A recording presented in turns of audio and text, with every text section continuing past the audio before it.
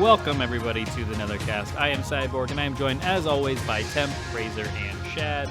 And this week, we are going to be talking about our hot takes. We each have 3 hot takes relating to Mortal Kombat that we are going to list off and discuss. So, before we get into that, if you are new to our channel or what the Netherkast is, it is a Mortal Kombat podcast. We've been doing it since 2014. So we're on our 9th year now, so there's a whole backlog leading up to Mortal Kombat X, Injustice 2, Mortal Kombat 11, so on and so forth. So check that out and subscribe, like the video, all that fun stuff. We'd love to have you as part of our community, so check that out in the description for our Discord. That being said, let's get to the hot takes. So, not everybody agrees on all things relating to Mortal Kombat. You know, we've had our disagreements between each other. The community disagrees with each other all the time. I don't think you could find 2 people that will agree on every aspect that there is on Mortal Kombat. That's just the way life is. Everybody's different. So, that being the case, we thought we would break down our 3 hot takes per person, 12 in total. So, who wants to kick us off? Razor, how about you start? Be our number 1. Sure. That's the thing is that this was kind of a hard thing for me to think of 3 because, like, literally every single episode of this podcast we've ever done is me giving a hot take. Like, I don't know. There's hot takes within the community that we have here in Foster, and there's what we could. Then there's what I think the general populace or the casual crowd or the whole other generation of younger gamers out there would consider hot takes that we just think as things that we've loved since the 90s. I don't know. Yeah, I feel like our hot takes aren't their hot takes. I'm not gonna say anything on here that's like some people would probably consider me saying that Defenders of the Realm is a good show a hot take, but that's not one of my 3 because I'm sure we have a lot of longtime listeners that A, already know I feel that way, and B, agree with me on some level at least. So I had to kind of dig to think of ones that have proven controversial both in our own little slice of the community and that I think at large, like if I said it on Twitter to, like, you know, the 10,000 randos that talk about MK out there, they'd be just as upset with. So yeah. I'm gonna start with I think to this day the most disagreeing feedback I've ever seen something I say get is to our Bihan episode of The Lost, because my number 1 hot take is I believe that Bihan has always been a villain. That the character you play as in mythologies is a wormy, cowardly, excuse-making type of character who basically, like, whenever he has responsibility for his own actions thrown back at him, he tries to escape it and make excuses and say, it's not my fault. I did what I had to do. Someone made me do it. You know, if I didn't do it, someone would have killed me, blah, blah, blah. Whether that be killing Scorpion, working for the Lin Kuei, killing people and stealing things for money, helping Quan Chi almost take over the universe by helping him get the amulet.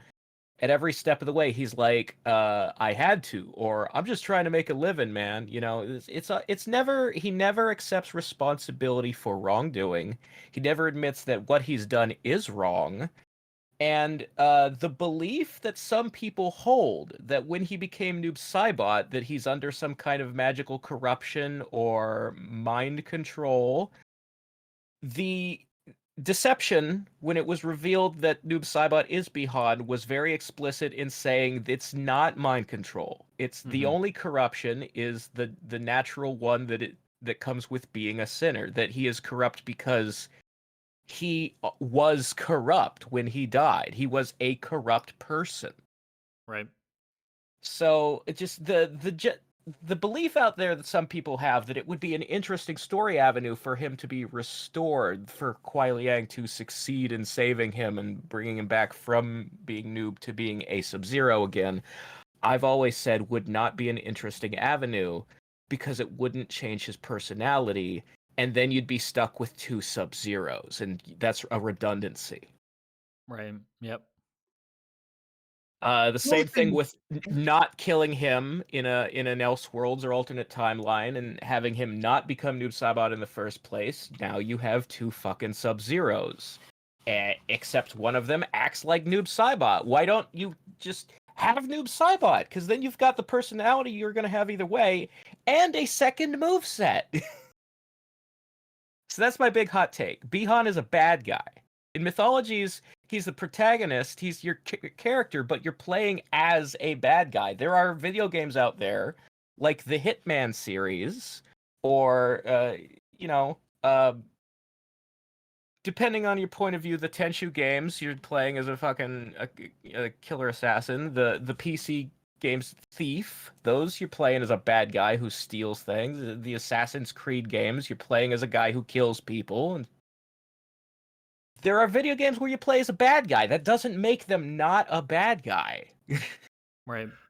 I broadly agree. I will add the nuance that I think in mythology, specifically Sub-Zero, does have a lot of cognitive dissonance. So I think that's kind of revealed when he was surprised that he was found out that he was going to hell when he died. When Raiden tells him, yes, when you die, you'll go to hell unless you change your ways. It's like, how did you not see that coming? You kill people for money. Yeah, so I thought you were going to heaven. I agree on pretty much all Mark. Well, yeah, Chad. He always struck me as, I don't know, kind of a self-blinding blinkers on atheist guy. You mean it's all actually real? Oh God, yeah, there are consequences. There are consequences for my actions. Like he does say, I've never heard of a place called the Netherrealm. Which is really weird. Yeah, he knows who Raiden is. He knows gods exist. He knows magic exists. But he's never heard of the afterlife. Blinkers on all the way. Like, I don't see him as being, like, necessarily evil when, like, during his lifetime. But once Raiden tells him all this, I get the sense that, the end tells us he starts asking if it's too late to change his ways. Well, like, see, that's a thing people do bring up, that if he had not died, his ending in MK1, if it had come true, he was planning to take the money for assassinating Shang and run off with it and leave the clan. Now, here's the thing about that. He didn't, he had those doubts, he started wondering, and then he accepted a contract to go fucking kill a guy. First of all, he doesn't immediately go, well, Raiden told me to stop killing people if I want to go to heaven. He goes back to Lin Kuei, reaffirms his loyalty, and takes another assassination mission. He's still being selfish, because even if his plan is to leave the clan, he's got to kill somebody and steal money to do it. And what's he going to do after he leaves the clan? He's not going to become a good person. His plan wasn't join Team Raiden and become a superhero. His plan was to retire, to take the money and vanish. You have to redeem your sins to go from bad to good, okay? You have to do good things to make up for the bad things you did. You can't just stop doing bad things and call that enough. Well, I will say the cognitive dissonance, I think, turned into cynicism after the events with Serena. I think there was I don't think mythologies Sub-Zero and MK1 Bihan are precisely the same. I think Bihan kind of went down a spiral after all the Serena shit. I would argue that he was already that cynical, because you look at his response to why he killed Scorpion when he confronts Scorpion's ghost in the Netherrealm or whatever. The second time you run into Hanzo in the story. He's like, if I hadn't killed you, you would have killed me. I'd be the dead one. So, like, there's a sense, and in some of his interactions with, like, the Grandmaster and Quan Chi earlier and stuff like that, there's a sense that Bihan goes through life assuming, don't get attached to people, and don't show anybody mercy, because the moment you get attached to someone, they'll die, and the moment you turn your back on someone, they'll kill you. And then there's like a sense that when he's in the Nether Realm, maybe the reason he lets Serena live was he was like, all right, I'll give it a try the one time. I'll like he was maybe going to start changing his ways. And the moment he spares her life, he watches her die. At that point, if I was him, I'd be like, I was right the first time. Exactly. Well, he has to be at least a little good for him turning bad to be a tragedy, is what I would say. So I broadly agree with you. There's nothing I would disagree on, but there has to be something there to grab. Otherwise, Noob Saibot is not a tragedy anymore. I think there needs to be a fall from some grace, maybe not from being good, but from losing hope, I would say. I don't see him as ultimately evil, just really amoral and self-serving, and very much the type of individual to make 11th hour I mean, no, that's it. He's not deathbed justifications to himself. Oh, I guess now that I'm like 16 and retired, I'll start donating to orphanages. He's not evil with a capital E, obviously. Yeah. He's not a supervillain. But on the Dungeons and Dragons alignment chart, he's lawful evil. Maybe even neutral evil. And that's where I fall on the matter. And there are people who have vehemently disagreed with me in our comment sections and our Discord. Some people just really want that fantasy, that fan fiction they've imagined of, I would like to see Kuai Liang redeem his brother because it would be a happy ending. And, some characters don't deserve a happy ending. Some characters... Kuai Liang has 4 fucking people in his life that he's trying to save from one thing or another. One of them is Smoke. One of them is Smoke. Could have fooled me. Imagine such a day. It's his brother, Smoke, Serena, and Frost. And of those 4, Smoke can be saved, and the writers keep not going that way. Serena is good by nature. And Frost and Bihan, he needs to let go. He's got to stop because it's not working out for him. And that's one of the things I liked about MK11, actually, is that in that game, Kuai Liang has given up on both Bihan and Frost. He's not trying to save them anymore because how many times can you see them, be bastards right to your face before you're like, I've tried to fix you. You can't be fixed.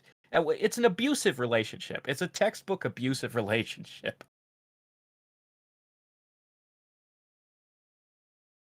That's my hot take number 1. Bihan is not a good person. He's not meant to be a good person. He never should be written as a good person. Cool. I mean, I'd be willing to give the character a shot as Sub-Zero just to see what kind of person he would be under that mantle. It'd be an interesting change of pace, I guess. But there really is nothing that he can do under that mantle that he can't. It's a new Cybot. I'm aware of that fact. Academically, even if I was, the kind of guy who likes Elseworld stories, the one where Bihan doesn't die at the tournament seems like an obvious, what if change to make. But I don't trust NRS with Kuai Liang if they were to keep Bihan around. I think they'd fuck him up somehow to compensate. Because you can't have 2 Sub-Zeros. It's redundant. Well, I don't think we'd lose Noob Saibot no matter what, because I could actually see Kano dying in the first tournament and becoming Noob Saibot. Now, I'm not endorsing that. I don't want that to happen. Saying that. Because you're going to give them ideas. Don't put that evil into the universe. All right? No, I agree. Yeah. All right. Well, that was mine. Then next up would be Shad. We'll go in order here, and Oh, your mother hot of take, God. sir. Okay. I think it is actually time for Johnny Cage to die again. I like it. Yeah, I know. This is gonna be really fucking weird to like a whole generation of players who've watched the admittedly great performance, one of the best things that we've had in the NRS games of the new of Johnny Cage under NRS. He's been wonderful. He's stealing the show every single game he's in, and he's a treat. I love it. thing is, he never, I don't think in the NRS games really naturally graduated to a point where it kind of leveled out to the place we saw him in Armageddon, if you take my meaning. In Armageddon, he starts stepping up to become more of a leader-like figure. Like, he's the one calling the meeting and talking to all of the forces of light cast. Right. And, in the NRS games, he steps up too. He fights Shinnok, but it doesn't really feel like the same. He still ultimately just feels like an older supporting cast member. Himself, but just a little bit more grizzled and maybe a little cynical. And I think the thing you have to remember about Armageddon is the reason he was sort of in that spot is because both Raiden and Liu Kang were not technically around. They were not with the good guys anymore. I'm getting to that. I've always felt it was this huge, huge missed opportunity to take what happened to Johnny in the original games, ultimately dying and coming back to life, and use that as a transformative process. Something to kind of shake him up and ground him a little bit to get him to that space. Go from point A to point B to point C rather than A to C, or you know what I mean. You know what I mean? Yeah. Plus, Johnny dying is just a trope that I do miss it, And it would some form of humbling experience to level out his personality. It would blow people away because no one would expect it nowadays. Like, sure, it happened 2-3 times in the original timeline. There are some funny loopholes where like he only died once, but he came back twice. He dies in 3. He dies in 3 temporarily in trilogy. Comes back once everything's finished. The barriers are down. He dies again because his body is still damaged. Yeah. It was comes back later he wasn't. He was dead the whole time, but then he's dead for real. Zombie cage. Sort of. And then, like, during Deception, he gets ganked by the Tarkatans with everyone else. Yeah, I maintain that was a misstep for the whole storyline. It was a mistake. But anyway, just because the character is so beloved now, just because, I mean, it's an old MK trope itself that I miss, Cage getting killed. He died in advertisements, he died in Annihilation, he died 2 or 3 times in the games. I think it's time to revisit it. I think it could blow the audience away. If done right, done smart, it could be a good lore point. It could be a transformative process. Yeah, I would like to see it, and I would love Johnny's reaction to dying and coming back. There was just, I had this thought the other day, like imagining a fully fleshed out cinematic version of the original version of Trilogy, where like Cage dies, then his soul bounces back into his body, and he's talking to everyone else. He's like, "Hey, look, I guess I can't die now." And then you have someone like Kung Lao like slowly start to take off his hat, and then Liu Kang just pats him on the shoulder, like shakes his head. No. I just want to check. No.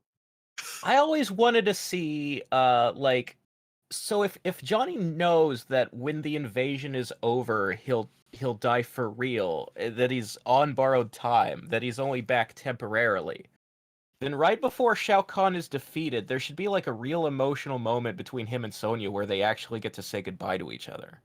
There's a little bit of that implied in not him and Sonya specifically, but in the trilogy ending, it's implied that like he knows his time is coming. Like he finds out like once they beat Khan, he dies for good, and he serves as an inspiration to the people around him.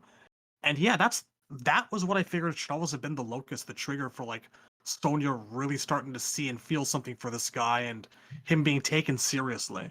I'd also like to see her reaction when he comes back in 4. Like, is she, so excited to see him that like normally Sonya is very reserved and keeps her feelings like locked up, but if Johnny came back to life, she'd probably like forget herself and drop that barrier for a bit and then like be embarrassed afterward. Yeah. Like, oh, everybody saw me like give him a big kiss on the mouth. And The moment where like all the walls come crashing down just for a second. Yeah. I always saw the way he is in Deadly Alliance, where he's like, I didn't die, that never happened, and he's got dyed blonde hair and a giant tattoo on his back. It's a midlife crisis. He's in denial. I always thought that was really funny. I could read that a bit. Yeah, definitely. All right. But yeah, that's my first hot take, I guess. Hope it's Dead Johnny. spicy enough for you. Dead Johnny. I'm sure it'll ruffle some feathers. A lot of Johnny Maybe. Cage fans out there. Call I the mean, cops. I don't give a fuck. The idea does require him to come back anyway, so it's not that big a thing, I think.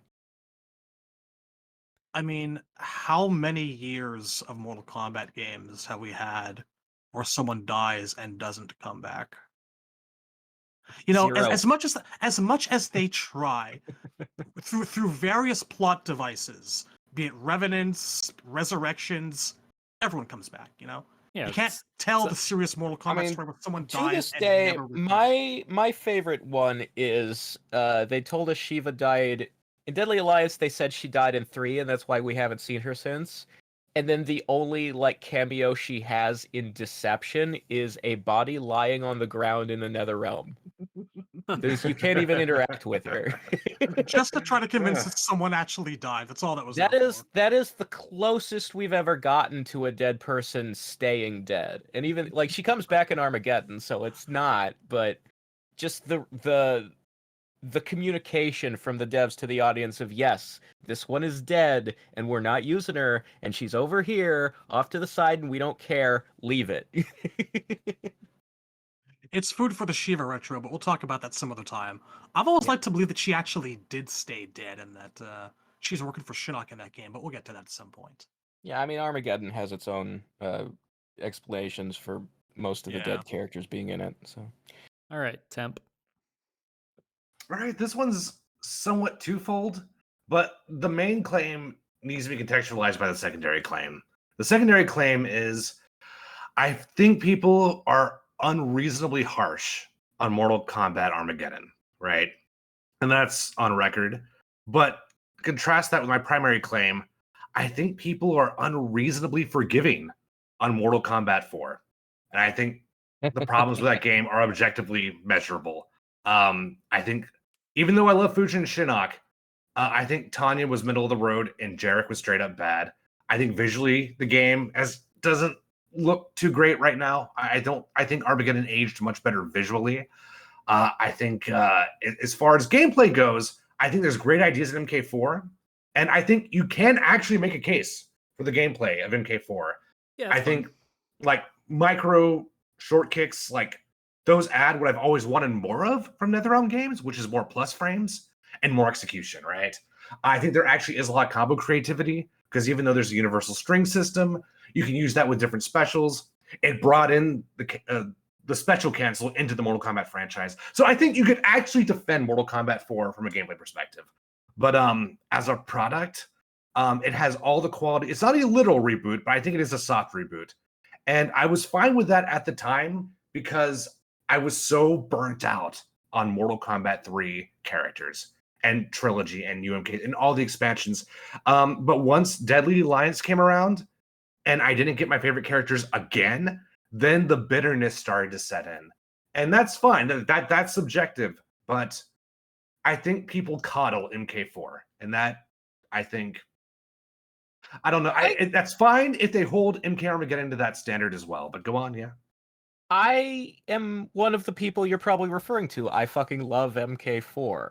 Yeah, fuck you. No. I mean, I still have like intellectually, I appreciate what Tobias was going for with the art style of MK3, but I still don't quite like it, and I love the soft reboot, the back to MK2 aesthetics that 4 represented, and the ditching of the village people.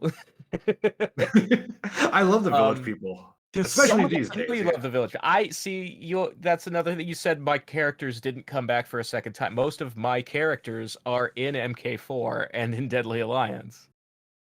And the So this ones is that aren't also- in Deadly Alliance, most, Doob, Saibot, and Smoke were in Deception, so I got that. One of my characters, Serena, has almost never been in a game, so that's not even on the board.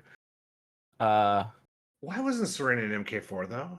Well, I mean, she's dead, but I mean, why not bring her back? So the devs for some reason decided to only have so many mythologies characters in 4, and Well, that's so it's dumb. like Shinnok, Quan Chi, Fujin, Serena would have apparently been one too many for them. I don't agree with it. I feel like that's logic of why she's missed so many rosters. She's just Yeah, the just one too over many. and over Yeah. again. She keeps missing the Yeah. boat. It's nuts. Yeah, that's the frustrating thing of being a Serena fan is she's always like one slot away, and they just went. It was between her and Blah, and we went with Blah. And it's like they put her in just enough games to tantalize you and make you think. Hey, look, it's this little handheld port of a version of Deadly Alliance. Enjoy your cookie. I mean, at least she got into the story that way, It's something. It Ugh. told us where she's been since Mythologies. I appreciate that. Well, that's another But, plus for Armageddon. Yeah. Yeah. But I kind of agree with you that people are too harsh on Armageddon. I obviously like the 3D era in general. Gameplay wise, I think so obviously I'm not a gameplay guy. I'm not a competitive scene guy. I'm not an esports guy. So my opinion barely matters to the people who do care about that stuff. But I just like the feel of 4 the most out of any Mortal Kombat game, I think. 4 has speed to it, Yeah, which it is one of the It big is cornerstones the of this case. fastest. It is the fastest, I think. Like just going by gut feel, I feel like 4 is the fastest game in the series. And there's It another also- thing. It's pretty nuts. There's a thing. The animations on the guy who's getting punched or kicked are more like his reactions are more exaggerated. And it makes the hits feel more impactful than they do in the other 3D and NRS era And games. the sound design for sure plays a major role there. There's part of that too. There's just like it's not a well designed fighting game because every single character is sharing one set of normals. So if you learn one string, you're using that string no matter who you picked on the select screen. That changes nothing but your specials. Well, unless you pull out a weapon, of course. That's the thing. Yeah, that's but where the game. the weapons are not effective in single player because they send the AI into a frenzy that it must take the weapon out of your hand before you have a chance to use it. It's not even worth picking. It's not even worth learning the command to pull the weapon out. I will say the there only actual are. reason for using a weapon in 4 is if you take it out during a combo for extra damage. Then if you have sanity, you immediately throw it at them as they're down, so they take the chip damage. Yeah. Against Quan Chi, yes. With other characters, like Reiko's got a good weapon. Reptile's also got a pretty good weapon. I wouldn't know. Never gotten a swing of it. Well, another thing is Mortal Kombat 4, even though the strings are universal, the specials integrated into the strings are unique across the cast. Well, so my just to be fair to the bread MK4 and guys. butter, my bread and butter doesn't use a special. It's like jump punch, high kick, roundhouse. And I just do that over and over again. It's like a 25%. Yeah, and I think the gameplay actually can be defended. Now, am I in that camp? I'd have to have a deep dive. I'd have to play the game, right? Because I like how the game handles pushback. And I like how Jax is designed in that game, gameplay-wise. I would even say his model is one of the better models even. I like how his metal arms look in that game. Yeah, I feel like my main thesis here is we need to equalize the Armageddon perspective with the MK4 perspective. I think that's really the sit down. Because people like MK4. They're very protective of that game. And I think people are very dismissive of MKA. So I would like to sort of balance that scale if possible. I get it. I'm just like, in terms of game feel and like just pure emotional, how much fun am I having? I've always sort of felt more excitement in the moment when I'm pressing buttons in 4 than I have the 3D era games. I would probably put 4 a notch above Armageddon. But they're both underrated games in and of themselves.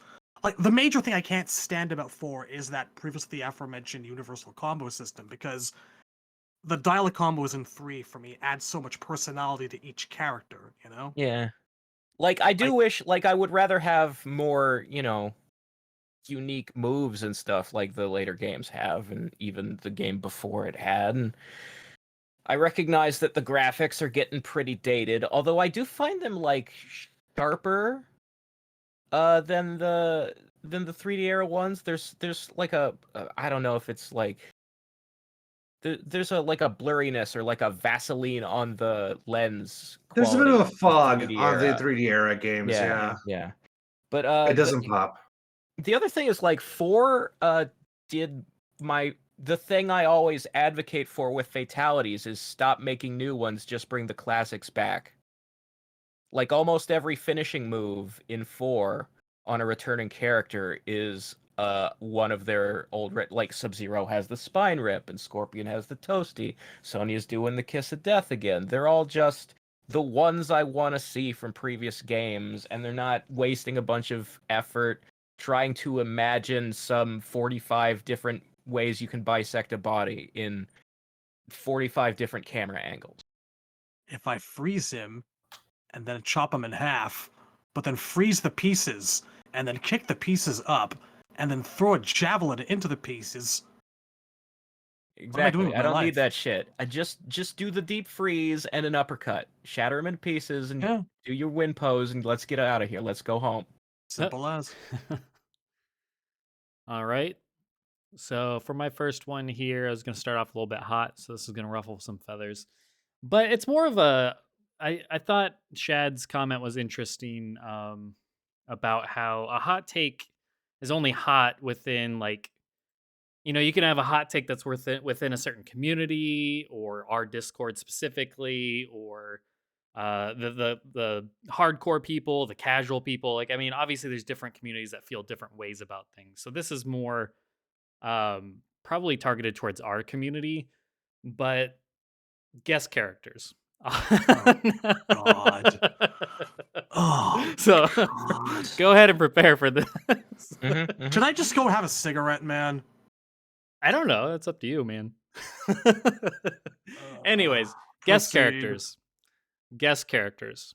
They're a part You of like- this franchise. No, I don't actually love them. That's not what I'm going to say. Okay. What I'm going to say is guest characters are a part of this franchise, and they have been for half the franchise existence at this point.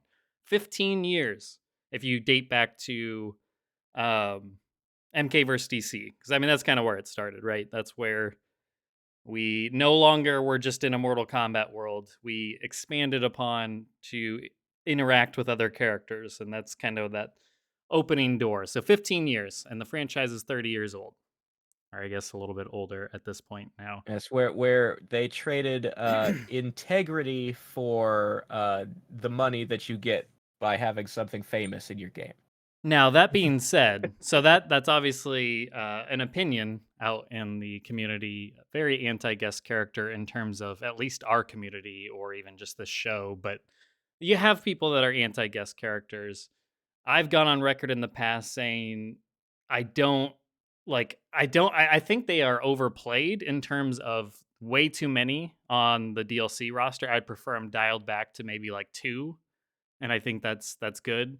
But my main point here is, I mean, the franchise itself was kind of like built on these inspirations from all these types of characters.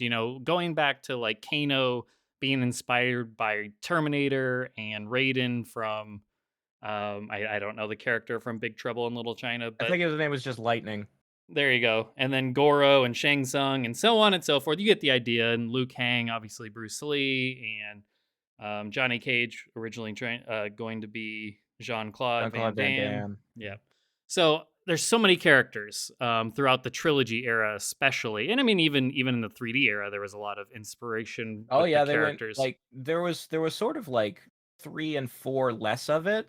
Right. I would maybe even say none in 4, but like once we got to Deadly Alliance and Deception, we were right back to like like there's a ton of Shaw Brothers movies being like ripped off by Shujinko. Like almost every skin he has, including the different stages of his aging in Conquest, is a different Right. reference to a movie. So the point Boraicho, is, Darius is all costume. It goes I on and on. I look at Mortal Kombat as always having been a melting pot of characters from multiple franchises. It was like it's almost like Smash Bros being an all-in game where you're bringing in all these franchises together for like one big party. That's kind of how Mortal Kombat's always been portrayed. Now, they weren't actually from other franchises because they ripped off the characters or were inspired or riffed off them, however you want to describe it. And they've admitted that as much.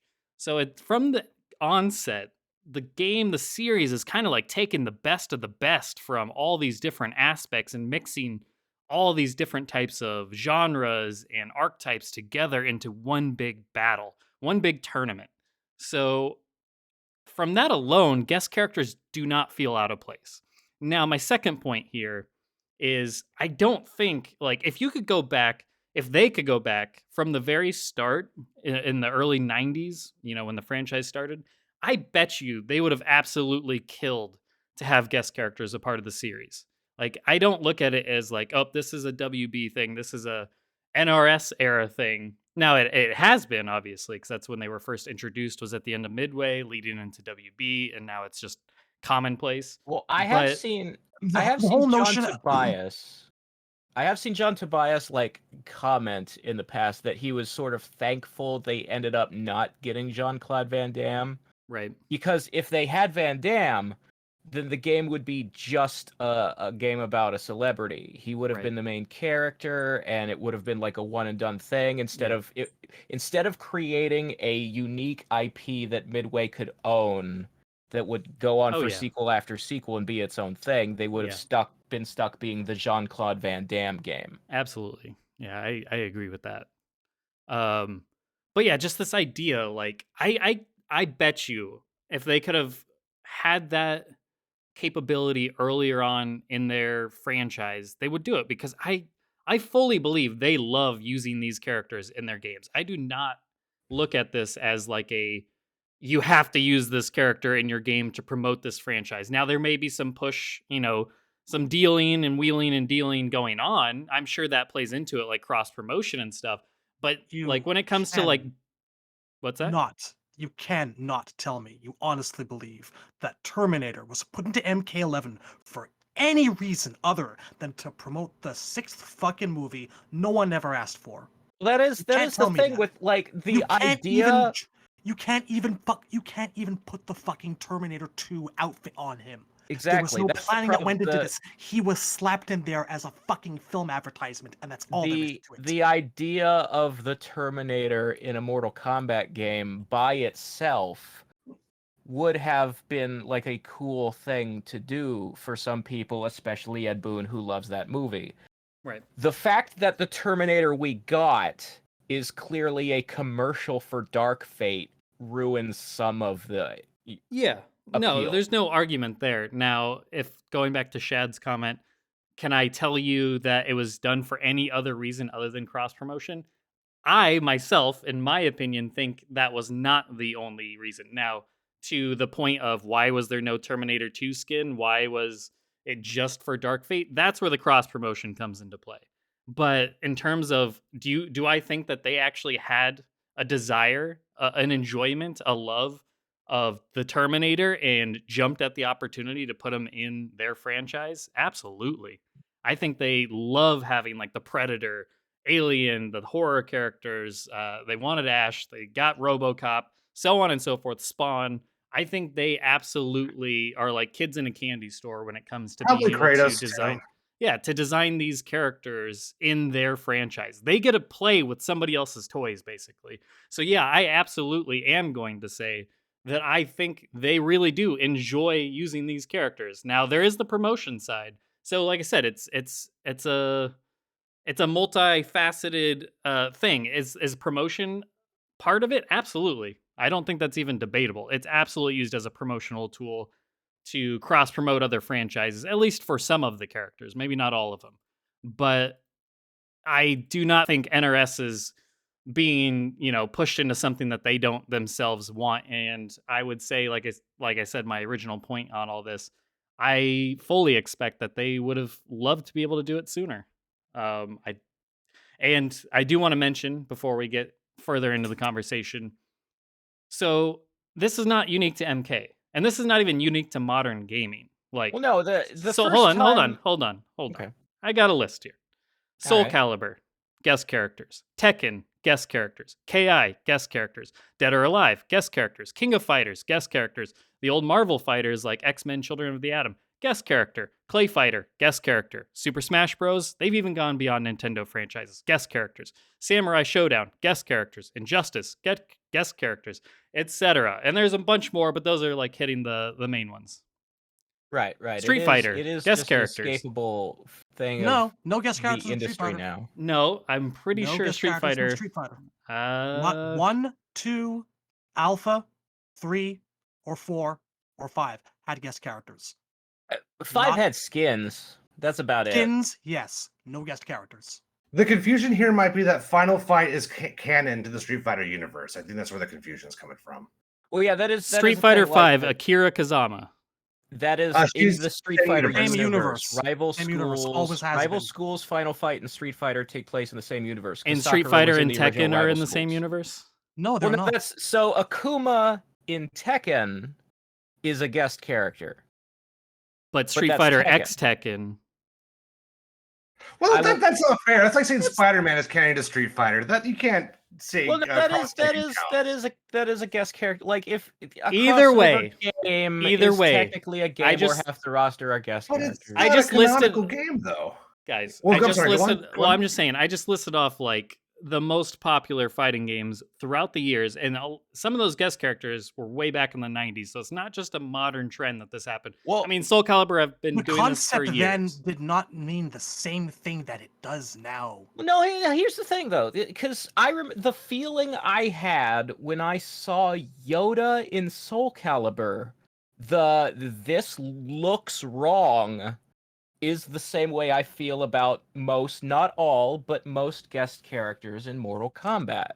You know what I think of when I see these things? I remember Scorpion and Sub-Zero and NBA Jam. You know, I didn't take that shit seriously because it wasn't meant to be.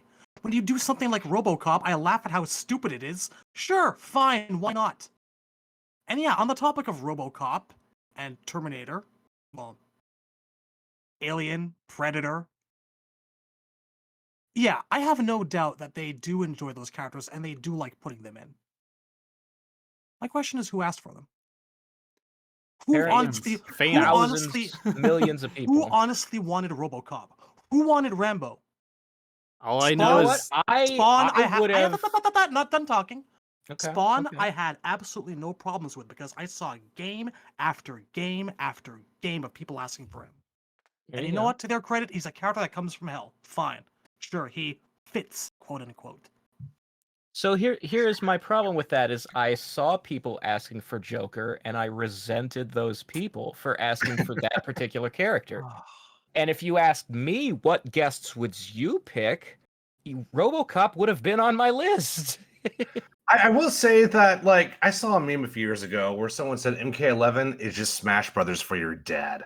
And I think whether that's good or bad, my stance is that I am withdrawing from the guest characters conversation because I lost that battle. I lost. It's like there will be guest characters. So I don't put a lot of energy into the topic anymore just because even if I convince people that guest characters are or are not the way to go, like that they're not, I don't think we can put that back in the box anymore. No, Well, obviously you absolutely can't. not. That is This what is the Cyborg is fucking saying, is world we that live in it's now. too much part of the industry. it's All Mortal the fighting Kombat games have at guests. this point. That's But my point. Here's the thing. Something Temp just said is sort of how it's my frustration about guests.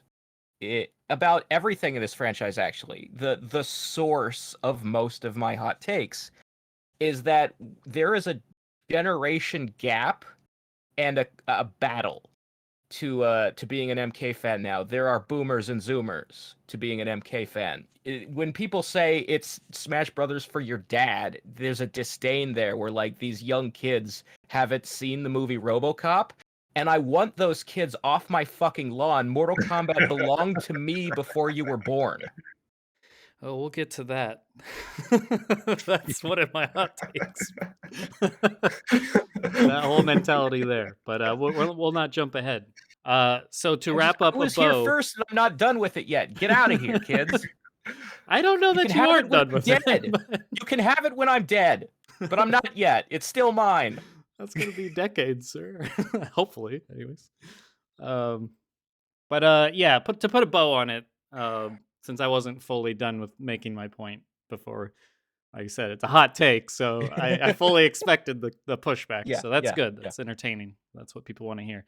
But regardless, the reason why I listed all those other franchises, all the other like big name fighters, Street Fighter, Iffy, whatever, if we're not going to count that, I did list like all the others that are beloved, and I don't see the pushback when it comes to Soul Calibur, and I haven't seen maybe it's just because I'm not entrenched in those fan bases. Yeah, if you were but, around like, when Tekken Yoda or came KI, out, everybody hated Yoda in Soul Calibur. Part of it because he's 2 feet tall, so you can't hit him. He was broken. But you say that, but people loved Link in Link Soul worked Calibur. like okay, so Link And was Spawn. super broken also and generated a lot of salt in actual gameplay. But at least he's the size of the other characters, and he's not an inherent cheat. It's also really, really important to point out. Also, Yoda is a Muppet. Yoda is Kermit the Frog in a brown robe. It doesn't look right. All right. Well, this isn't about Yoda specifically. This is just the overall I'm also idea. going to say that yes. Another reason I think you don't see that pushback in other fighting game franchises, though I don't give a shit what they do, is that you don't have another fighting franchise out there that's as deeply entrenched in the universe, in the lore, in the story, in the world that is Mortal Kombat. No one really gives a shit who's in the King of Fighters. It's already a gigantic hodgepodge of a bunch of different fighters from a bunch of different franchises with a paltry excuse for a storyline, you know? They're not showing up in story mode, though. Like, these are guest characters as just DLC. Man. They're still fucking But that's the there. same thing. They're in the other games, too. Your point was a story-based lore. They're not showing up in Mortal Kombat's story mode. Being invested in the lore, in the universe, in that environment, in that atmosphere, that goes down to even playing through arcade mode. It always did for me. And I can't get lost in that world if you're gonna, like, fucking put the Michelin Man in my goddamn fighting game. Well, I have that problem with, like, shaders. When I encounter, like, fucking and they included an option Sub-Zero, for that, right? when I encounter orange and green Sub-Zero when I'm going up the ladder, it feels wrong to my soul. Like, I'm not playing, like, whatever immersion you're looking for, you can only find in story mode. It is long gone from arcade, even if there weren't guest characters. I have wanted nothing more than an option to turn off guests in single player mode for as long as we've been. Include it, and I'm all for including that. I made a whole video on, like, there should be so many options to customize your experience with this game through every facet. I would pay real extra money for an option that the computer can only use your skins. It can't use alternate palettes. Well, they already have an option to shut off, like, random skin making, so they only use the default at least. So they at least have that option for you. Some of the defaults are real shit, though. Too. I mean, what game are we talking about now? Especially in 11. MK11. 11 has an option to shut off. I was going to say, like, in regard to the Soul Calibur doesn't have this problem or this pushback, that really, really needs to be contextualized. Because I actually would disagree with that, because Soul Calibur, back when I used to really enjoy that franchise, I did play it for the story. That's fair, and that hasn't necessarily changed either, but you have to go era by era. Spawn and Link are not the same as modern guest characters, right? It's not the same as the Samurai from Samurai Showdown. But even more important than that, the most recent popular guest character for Soul Calibur was 2B, and you must understand that all Soul Calibur players are perverts. You have to, like, that is the most contextually important thing about the Soul Calibur game.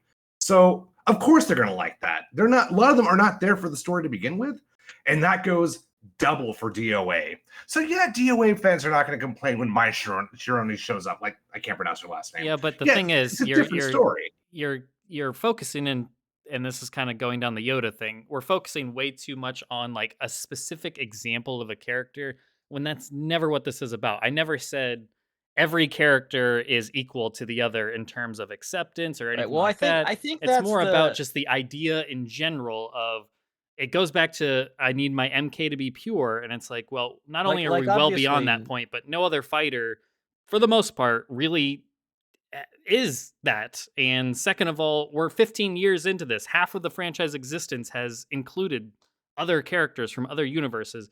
And the other point, my original point, was Mortal Kombat in general was a melting pot. So I just don't think this is the type of franchise to put up on a pedestal to say Here's the thing. none of these characters belong here. It's like, well, We kind of like already I don't think have them.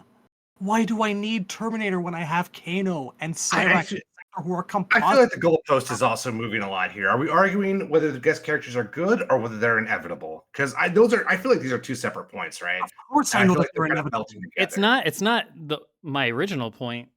Like I said, I kind of got cut off when I was originally making my pitch here because everybody got heated, which is fine. Like I said, that's the point of this. It's fun. Hey man, this was your idea for a topic. You brought this down. I'm welcoming it. I'm not the one I'm having complaining. fun I'm to just be telling fair. you. So yeah. I'm just telling you what happened. But regardless, my original point was they're part of the franchise. Move the fuck on. Like, I mean, I did that. accept Like, it and move yeah. on. Like, let's not bitch about it continually. have 15 years in, and let's just like accept that it's a thing. Let's not just like poo poo it all the time. I have accepted it, but I will never, ever like it. Don't tell me to. Make people not complain about something if their goal is to make that thing go away. It's also the reason I do the podcast is so I can poo-poo on things I don't like. Like that's what keeps me coming back, right? So I don't know if I can stop that. This isn't That's why directed- I'm here. To be clear, this is not directed at you, like Razor or Shad or Temp. It's not directed at any one person. I did not name any names with this. If you're getting defensive or feeling the need to push back specifically, I must make clear this is not about any one person. This is purely just like this mentality yeah. Well, in the community. Like, I and, mean, and the I didn't point even I get to the was trying point to where a make- lot of people enjoy this shit. Like the guest characters, I happen to think just by looking at shit on like Twitter and stuff and like Maximilian and so on and so forth, I think the majority of fans really love guest characters. Well, that's the thing is you bring up a guy like Maximilian, and the fact is that a lot of people who are into fighting games or who play Mortal Kombat because they are a fighting game person are not fans of Mortal Kombat, they're fans of fighting games. And they play Mortal Kombat because it is a fighting game and it is part of that culture, or in Max's case, it is just content for his channel. He knows his fans want to see Mortal Kombat stuff. I wouldn't go that far to say And it's just content for him. But Max clearly sees Mortal Kombat as movie Smash Brothers. Like, Sure. I don't think he cares about Scorpion and Sub-Zero and all of that. yeah. When I listed him, And that's it the wasn't point to I was put him trying up to on a make. pedestal like the be all end all of opinions by Yeah, any yeah. means. It's more But the majority of fans, I think. If Mortal Kombat fans as a whole, you take the hardcores, you take the casuals, so on and so see, forth. that's the thing I'm you- trying to say is that you can't like say there's a majority of anyone when it comes to the topic of guest characters, because it's very easy to see it as a binary, as people who like them and people there shouldn't be any. But when you actually talk to the community, you find that there are degrees. There are people who are like, I like guests, but I don't like these guests, which is a lot of what we've been arguing about. And me personally, I would be perfectly fine with the vast majority of guest characters if they would just pick ones that fit the aesthetic. And then you get into an argument of what does and doesn't fit the aesthetic. Like a lot of people when 9 came out said that Kratos fit the Mortal Kombat universe, and honestly, the only criteria they're judging that on, and the same criteria they're judging the horror movie characters on, because Mortal Kombat is actually nothing like horror movies. Mhm. The only criteria they're looking at is R-rated violence, Yeah. and that's what it has in common with these things. So these are the characters, and I don't feel that is the actual aesthetic you should be going for. And certainly somebody like the fucking Joker doesn't belong in Mortal Kombat. Sure. So if they would just pick characters that felt like, like the thing I would like to see, like what I'd really enjoy as a guest character is, instead of making someone their own character, what if Johnny Cage had a skin that was Van Damme in Bloodsport? What if Liu Kang had a Bruce Lee in Enter the Dragon skin? What if the references that these characters were based on were the guest, and they were I a think skin? to a degree they have been. To Yeah, but some I degree. mean to actually, like, we had Carl Weathers as Jax in Yeah, MKX, that was cool. and that's the first time they've really on the nose done it, like got the actor to do the voice. And even then, he wasn't Jax as like Carl Weathers' character in Predator. Right. He was Jax but played by Carl Weathers, which is a little off from what, like, I would like to see Johnny Cage have a skin, and the skin is called Frank Dukes, and he looks like Van Damme, like they face mocap Van Damme. Mhm. Van Damme does the voice, and he's not, like, when you pick him, the opponent in the intro at the beginning of the fight doesn't say, "I'm gonna beat your ass, Johnny Cage." They Right. say, "I'm gonna beat your ass, Frank." Because you're playing as Frank Dukes, but he has Johnny's moves. He's a skin. It's like a premier skin. That's what I would like to see. Sure. Yeah. We'll circle back kind of to kind of the same theme for my Yeah, but last I just thing. my point is that, like, people act like it's a you either love them or hate them thing with guests. The truth is, it's a little more nuanced than that. Oh, yeah, I'm in that. I'm part of that nuance. I don't love them. I don't hate them. I think there could be less of them. I've got on record of saying that many times. My I mean, opinion's obviously, some people like definitely. Shad are 100% against them, and you're always going to get somebody who's Just 100% one way or the other for something. just give me the Doom Slayer and I'll go away. Or It's the only Pinhead. thing that works. Okay, so You've 99%. You've said Pinhead too. So I mean, everybody has some I can see exceptions. Pinhead working. I can't really see how they could make it work. That's the thing. But I anyways, just- that's No, a part of it that whatever. really bothers me. That really bothers me on a level that has nothing to do with the game itself. Is how well the entire corporate machination worked. To the point where, like, now who is the guest is an actual point of constant conversation. People are just excited for the fact that there's something from an outside property in the property.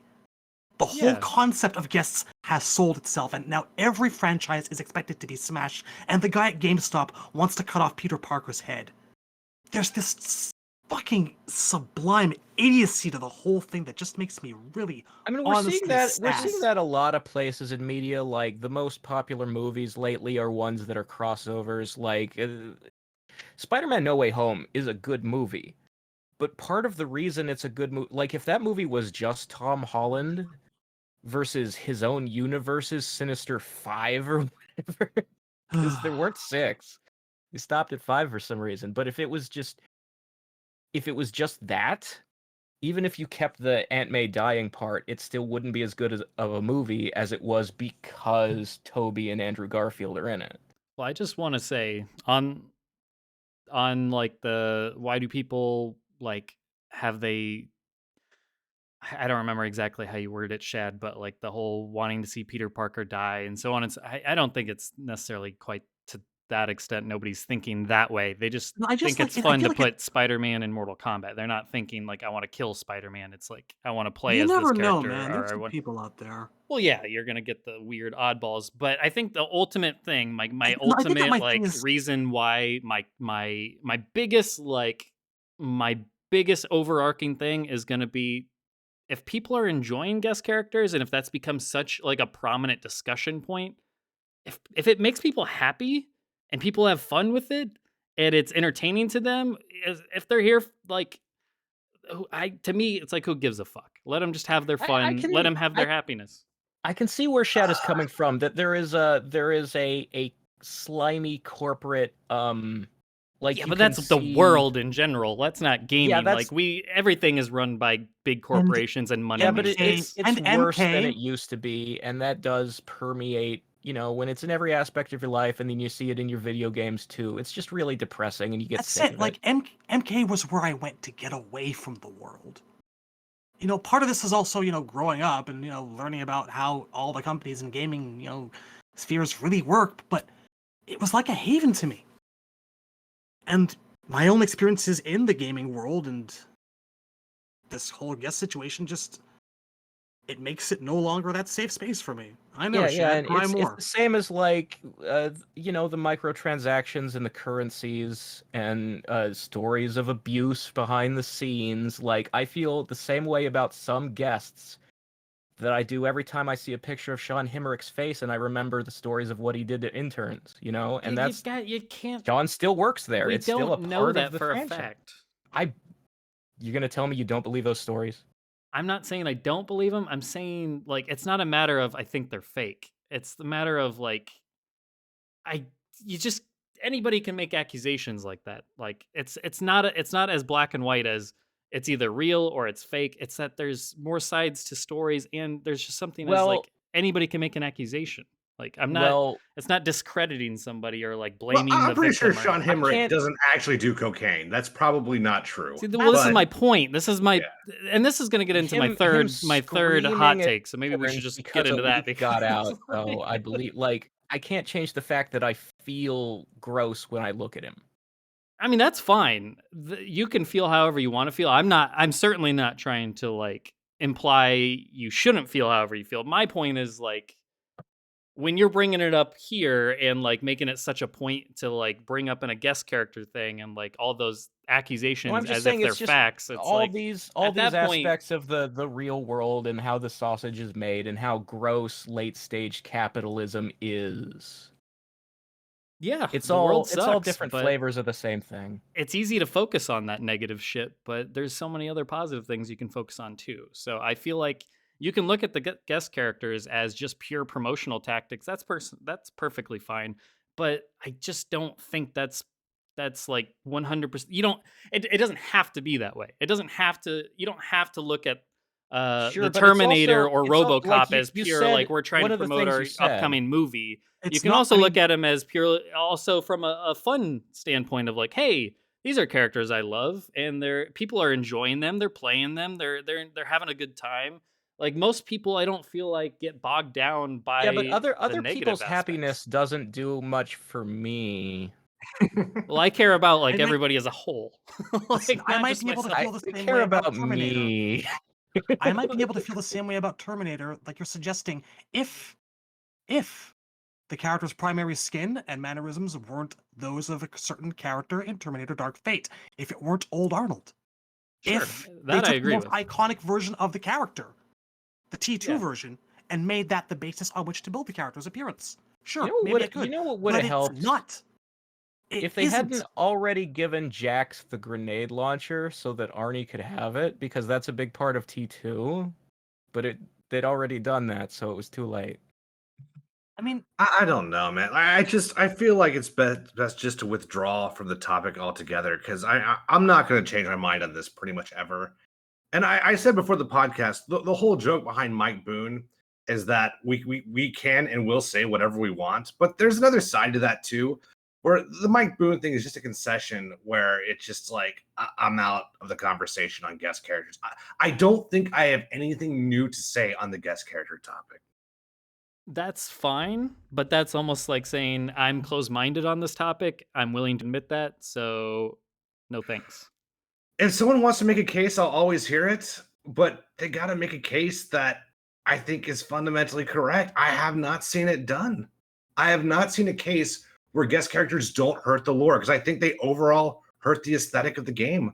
Now, if someone wants to tell me why they think that's not true, I mean, I'll listen to it. But that's a really hard task to pull off because if it's true of Mortal Kombat, it's got to be true of all fiction. You know So what? you You got know what us they explain could to me. do? You know what they could do that might help in MK9. When you wanted to access one of the DLC characters, there was a single box on the select screen, and when you put your cursor on it, it would expand outward to show Kenshi, Scarlet, Freddy, Kratos, etc. And the problem of seeing faces that aren't from Mortal Kombat on a Mortal Kombat select screen, like aesthetically, would probably be a little bit lessened if they'd stick them all in a box that expands outward like that. You know, Well, maybe, but they're still on the match, just put right? a question mark. Just put a question mark box at the bottom left of the select screen, and when you put your cursor down there, it unfolds, and that's where all the guests are.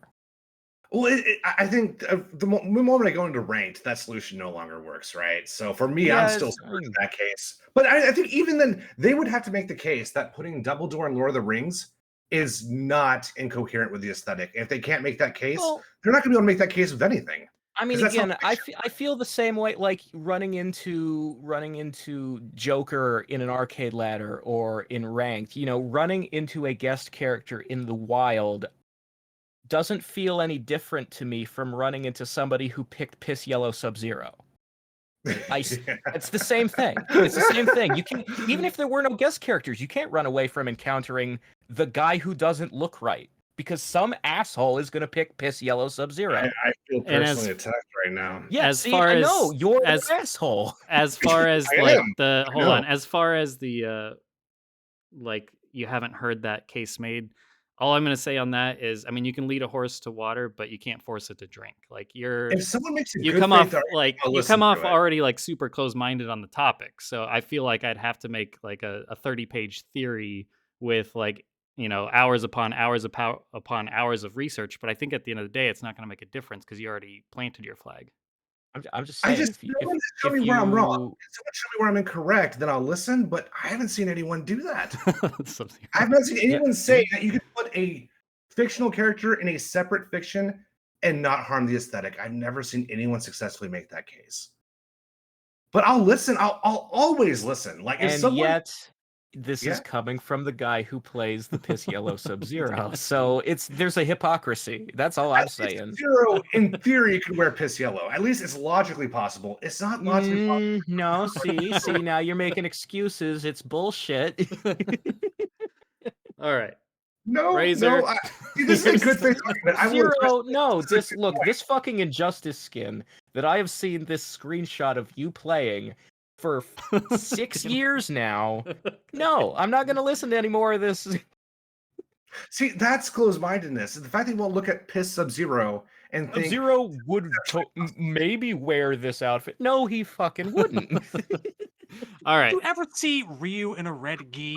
Did you really? All right, this is just for the so let's drop the bit for a second. So this is for the listeners. I did this in Injustice 2 to piss people off. I don't actually believe anything I'm saying right now. Obviously, don't put Sub-Zero in a yellow ninja costume, especially one with dinosaur arms. Don't do that. This is a joke. I don't actually endorse Sub-Zero being yellow, especially like this. But It's Injustice 2, and I hate that game. So wink. Yeah. All right, Razor. Well, you know, maybe you're not the guy who plays the gross colored skins in 11. And, you know, Injustice 2 is obviously who gives a fuck. It's Sub-Zero in a superhero game. It's already breaking something, so who cares what skin you're wearing? But yeah, it's Injustice 2. No one If you do it in 11, it's the same thing as picking fucking Rambo, man. If I liked MK11, I would probably be more like loyal to the correct aesthetic, but I don't really care for that game either. So I don't have any investment to like color accuracy anymore. I'll play a pink Sub-Zero. But that's not really true of games I like. Well, that's the other thing. Cyborg said it's been 15 years, get over it, and it's been that long since I liked an MK games. I mean, we'll get into that topic when it comes to my third point, so we'll kind of be revisiting some of this stuff. But this is your first point, right? Yeah. We just move on. Okay. Please. Razor, number 2. My number 2.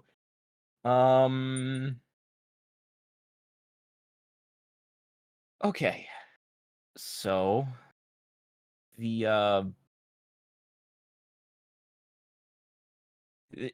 this one was kind of hard to come up with, because like the Sub-Zero one was easy because it's something that we talk about. That's, you know, there's been controversy in the comics and stuff, the comments on our videos and stuff. This one was a little bit harder because I was trying to think of like other characters I do and don't like, and I'm sort of at a point now where like I used to say, okay, my least favorite characters were like Dairu, Darius, and Suhao, and all these. And then we've done this series on the channel where we sort of theory craft and we get Merc to do artwork Right. where we redesign those characters, we improve them. So now when I think of Darius, I don't even think of Deception anymore. I think of the video we did, and I'm like, I like that character. I technically made that character, but that's what I think of, so I don't hate that character anymore. Interesting. So I'm sort of at this like Zen place where when it comes to the 3D era characters, I don't think any of them are bad anymore. Which leaves me with when people ask me which characters do you like the least, now I'm landing on trilogy ones. Like obviously, Chronica and Cetrion will always be the top of the which are the worst characters list, and I see no fixing them because the lore about them doesn't fit the pre-existing. Like they're a contradiction to the storylines of past games. They just can't exist. Right. And also just aesthetically they don't look right. Like I don't want to get into that. Once you get past the obvious, okay, Chronic and Cetrion are the worst, who are your least favorite MK characters? The top of my list is now Sindel, and it's not 11 retcon Sindel. I've just never liked Sindel. So that's my second hot take. I don't like Sindel. She's my least favorite original timeline character. Interesting. And this has come up before. Obviously, I Yeah, haven't. I was aware of this. You're Yeah, I wrong haven't to like put a big. Sindel. I haven't put a big emphasis on it because I didn't feel that strongly about it ever really. But so my big problem with Sindel, going back to the 90s when MK3 came out, I thought she was not aesthetically something I was interested in, but so was half that cast. Not something that I liked the look of anyway, so it was whatever. But as the games have gone on, like especially come MK4, I really started to resent the fact that Kitana was not allowed to be a queen. And I sort of feel this way about fiction in general, like Disney characters and Peach and Zelda. Why are all the female royalty in all the media princesses instead of queens when we never get to see their parents in most of that media? Like who is the king of the Mushroom Kingdom? Is Peach not in charge? Why is she not called queen? There was actually a series of Mario comics. I forget the label in the early 90s where Princess Peach, or Toadstool as she was known at that point in time, she had a dad and he was a character. Mm-hmm. And he was kind of like Rain Man a little bit. Not all the way right, but kind of a savant in a few ways. Right, and my question is sort of like Peach's dad has never appeared in a Mario video game. Probably never will. Is it because these things are marketed why the hell kids? is her name not Queen Toadstool instead of Princess Toadstool? And so when that's sort of my attitude across all of fiction, and then I look at Kitana, and I'm like, okay, well, her mom is still alive, but what is Sindel really adding to the lore? What is she doing positively by having her still be around after MK3, in which she was a plot device? And you had to have her there. Because, like, okay, Sindel exists because, according to this storyline, Shao Kahn can't invade Earth without her, so I get why she's there. And I understand that it would feel weird to kill her off in the very next game after you've introduced her. But her very existence is blocking Kitana from ever advancing and developing further as a character? And 11, the NRS timeline sidesteps that by having them both be dead for a while, and Kitana becomes Queen of the Netherrealm just because she's with Liu Kang, and he becomes king. And then she becomes Queen of Outworld just because she beats Shao Kahn in a fight, and whether Sindel is around or not doesn't appear to matter. because it's like a Klingon promotion system. You just have to kill the person ahead of you and you get their job. It's not like parents and kids or whatever. But in the old timeline specifically, Sindel doesn't actually do anything in MK4, Deadly Alliance, Deception, or Armageddon. I mean, she's in Deception, and she has a storyline that Kitana's been captured, and her and Jade are trying to save her, but they don't succeed. They are filler, and the actual thing that frees Kitana is Ermac and Liu Kang, and the actual thing that defeats Onaga is Nightwolf and Shujinko. Sindel does nothing. She might as well not have been in the game. Now, Well, yeah, go on. look, going forward to the present, obviously, like after 11, I now sort of feel a little bit bad about feeling that way, because if it weren't for Deception, then there wouldn't be a single game in the series where we get to see Sindel as a good guy, and that's a shame. So, like, Deception Sindel is now I forgive it for existing, because that is the way Sindel should be seen. She should get to be her actual self instead of mind-controlled or the victim of a ridiculous retcon. At least once sometime. But just in general, I find her a really fucking useless character. I don't like her moves either. Aesthetically, I find that she is... I like goth chicks, but I like late 90s, early 2000s mall goth. I'm not so much into the sharing aesthetics with camp drag 80s look she has going on. It's more I of an will Elvira slap thing. the taste out of your No, uncultured mouth, sir. that is your thing, and It's not camp drag. You see, you keep saying camp drag every time you bring this up, and it's got nothing. But it's because the only thing you can picture is Tim Curry. It's because the only thing you picture is Tim Curry in Rocky Horror. I'm thinking of a lot of other people Elvira, in pop Mistress culture. of the Dark. That's what you need to be picturing. Elvira doesn't wear that much eyeshadow. Bride of Frankenstein. Stop thinking of Tim Curry. You're thinking of Tim Curry right now. You're thinking of Injustice 1 Katana. Stop. I mean, Injustice 1... Wonder Woman. There's only one Tim Curry in NRS, and that's Wonder Woman and Injustice 1. It was Raven. It was Raven, wasn't it? Yes. I thought Tim Curry was Wonder Woman. Yeah, more so Wonder Woman than Raven, in my opinion, by a long shot. I mean, they both look like dudes, but that's not what I'm thinking of.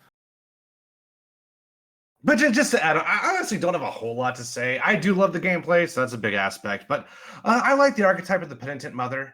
That's something they could have done more with without a reboot.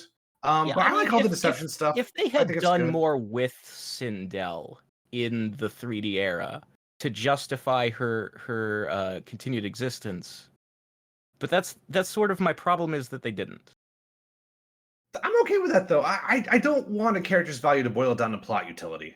I think that's the other side of the extreme. Well, that's again, we're now in a situation where NRS's continued bumbling makes me regret my own words, because I like Deception Sindel a hell of a lot more than the one in 9X or 11. And yet, part of me still feels the way I've always felt, that she's a redundant character, an unattractive design for my personal tastes. And her moveset is just...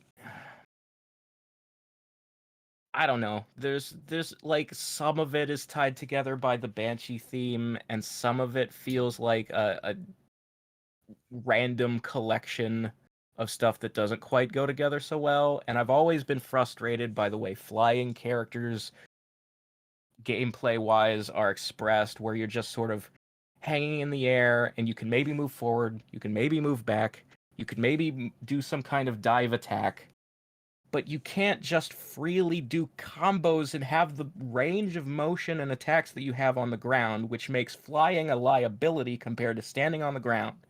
They And eventually that's fixed another that. hot take of mine, apparently, because every time I talk about Ermac and MKX feeling stiff Okay. and useless in the air, people go, no, that variation was actually his best one. It And is. Well, it's the most interesting one, yeah. Ermac has felt perpetually wrong after UMK3 for me, so you're not alone there. Well, I hate his lore in the NRS era, but I will say it's not like my adoration for Sindel is not all like heavily like pedantic critique. I also really like Elvira. I think Elvira is super hot, and Sindel reminds me of Elvira. Man, So that's the thing. the reptilian part of my brain really the likes way Sindel. Elvira wears the makeup looks good, and the way MK3 Sindel wears it looks like a dude with too much on. I can't. I don't What's the see actress? it. The I Serena just- actress's name? Leah Montalongo? Yeah, it just looks like her Sindel. with a And that's lot the of thing, eyeshadow. It looks good. Sindel and Serena are the same actress. So obviously, I like Serena. I like Leah Montalongo. It's the wig and the makeup. I like both. I don't know what to tell you, man. I like both.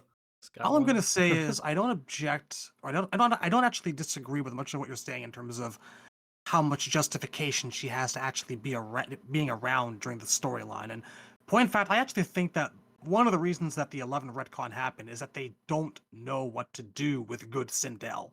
They literally have no idea, and it's a question. They have a consistent problem knowing what to do with any character who is good aligned. Because Honestly. to them, having moral fiber equates to being stiff and boring, apparently.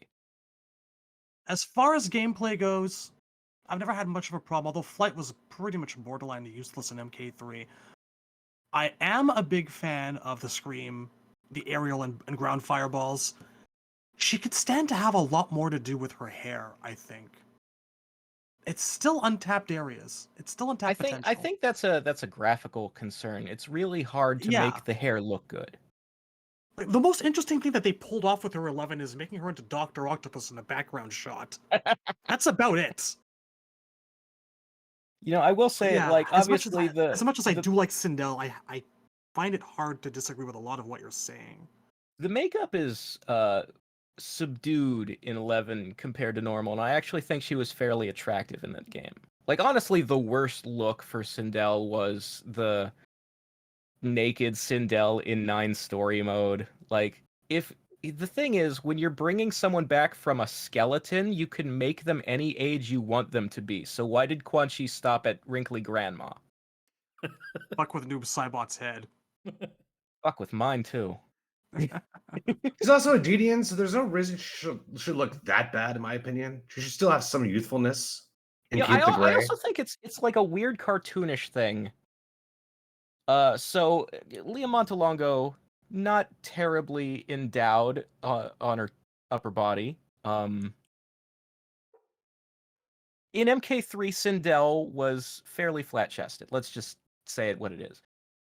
But ever since the 3D era, it's like she has the largest chest in the franchise. It's like, and when it got to 11, the fact that every female character's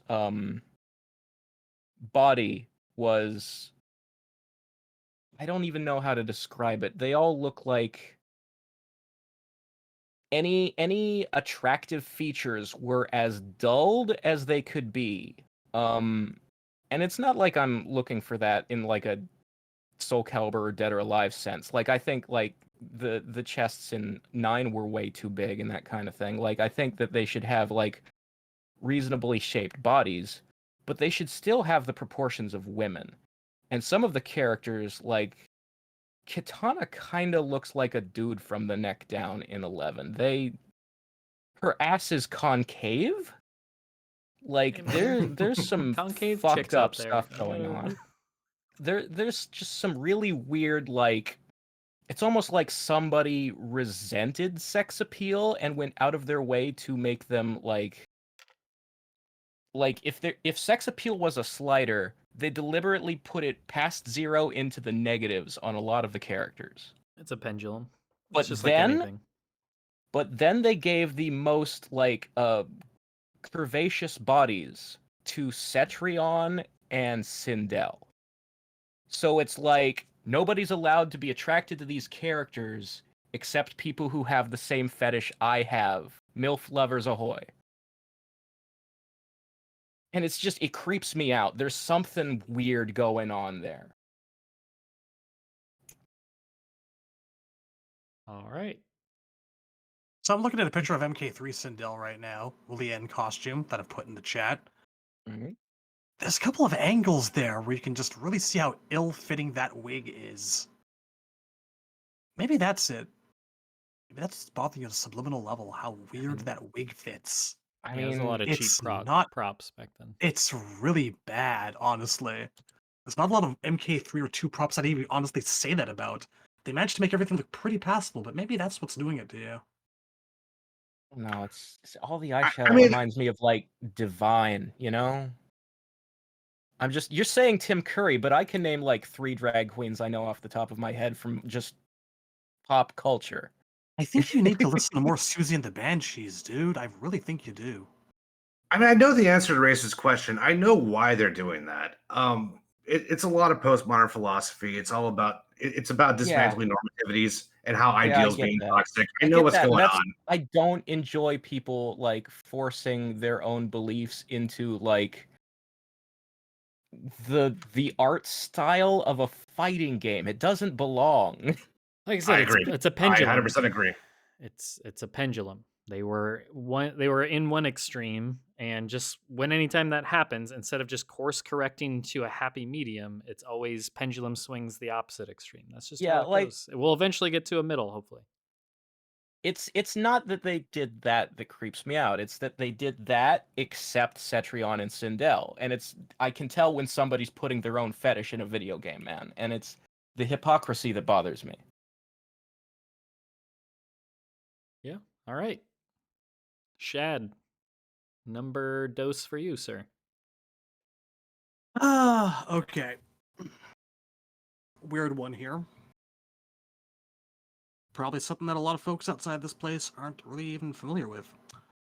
I think that every Baraka design after gold has just decreased in quality. I don't like who he is now. Interesting. When Even they MK11? initially... Well, go on. I'm sorry. Continue.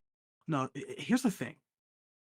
When you looked at the way Baraka moved in MK2 and in Trilogy, I suppose as well, he had this weird vampiric skeletal quality about him. Like Rich Divisio wasn't a buff guy. Right. When Baraka moved, he moved forward with his elbows kind of rigid and bent at the sides, his wrists forward a little bit. He was in that position, I feel, walking around because that's the way that he got his arm blades ready. That's how he walked around fighting.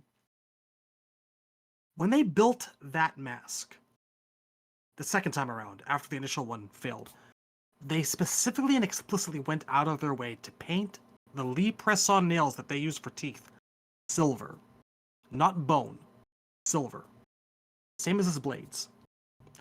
I have always been of the opinion that Baraka was intended to have a steel or iron or metal skeleton since the early days, and after John left, they dropped that angle. The other day, I should say actually about a week ago, Razor and I were talking about what was going on with Baraka in MK Gold, whether or not like Kung Lao had hacked him in half entirely or vivisected him partially. And we tried to get a look at the way he is in Gold from the back to see if see if the scar went all the way through. Yeah. And it doesn't. But we noticed that on his back in Gold, you can kind of see some spine protruding through. Yeah, he's got like vertebrae sticking out, and they are, of course, metal, like his blades and teeth. Mm-hmm. Yeah. Like, that guy was supposed to have a metal skeleton, man. Like now, Wolverine. Like Wolverine. Yeah. Now, don't get me wrong. I don't hate the Baraka that we have now. I find the fact that we have all this lore in MK11 about how maybe they dip their bone blades into steel and temper it or whatever. Again, it's a Wolverine thing, even more of a Wolverine thing. Yeah. It's neat, kind of. But I kind of miss that version of Baraka that got dropped, that never really came to be. that weird Nosferatu vampiric-looking motherfucker. I would have actually liked to see a whole tribe of that, rather than what we got, which is just kind of orcs, really. I do know? miss, like, he does have a very weird walking forward stance in MK2. If you guys go look at the sprites, listeners, he has kind of, it's not like his hands aren't straight forward like a zombie walk, but they are like up in a weird, like, yeah, I'm gonna get you pose. And it's And, like, his jumping forward punch. yeah, he used to do like a lot of like kind of acrobatic things. Like his jump punch, he would like do both fists, and his jump kick is like a wrestling drop kick with both feet. And there's like a thickness and a heaviness and a hunched over, like he's just a bulkier character in the later games than he was in MK2.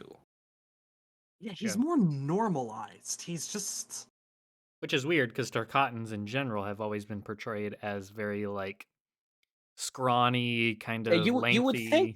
You would think there should be like a these are these roaming wasteland scavengers, that there would be a more emaciated, starving Exactly. look to them somewhat. Yeah. And also, like, as far as the teeth go, so I generally agree. In my head, Baraka's skeleton is metal like Wolverine, and that's still true, even though he has like bone blade gear in 11. I'm pretty sure he only uses the metal ones in story mode.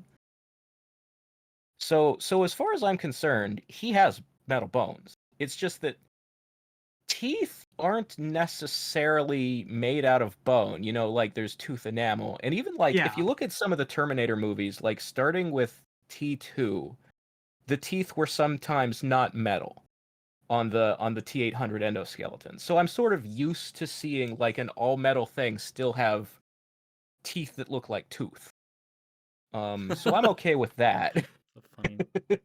I wish that they were silver again. You know, That's all. I just well, found the look way more unique and a bit more intimidating and frightening in certain ways than if they were just big old jagged monster teeth that you can see anywhere else. I don't know. What I really like about the teeth in 11, and you can see this on Molina too, is that he's got like, if you look at a close up on him, he's got all kinds of like tears and wounds in like the skin that would be his gums. Obviously, like it's his face because they have no lips. So like, but it's all like, it has a lot of open sores, and there's tiny teeth growing and overlapping with the big teeth, and it's all very like growing in chaotically and not lined up. Like, this is not the kind of dental work that even braces could fix. I really enjoy that aspect of it because this species used to be called mutants.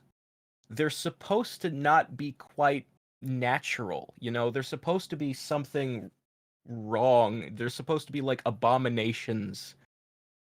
And there should be like an unhealthy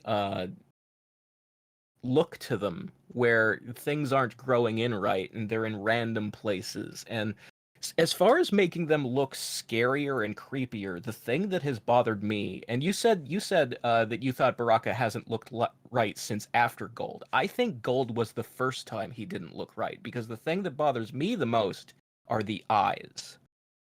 And True. if you look at like in MK2, his in-game graphics, the eyes were always heavily covered in shadow. You could never actually see his eyes in MK2. They just looked like black voids.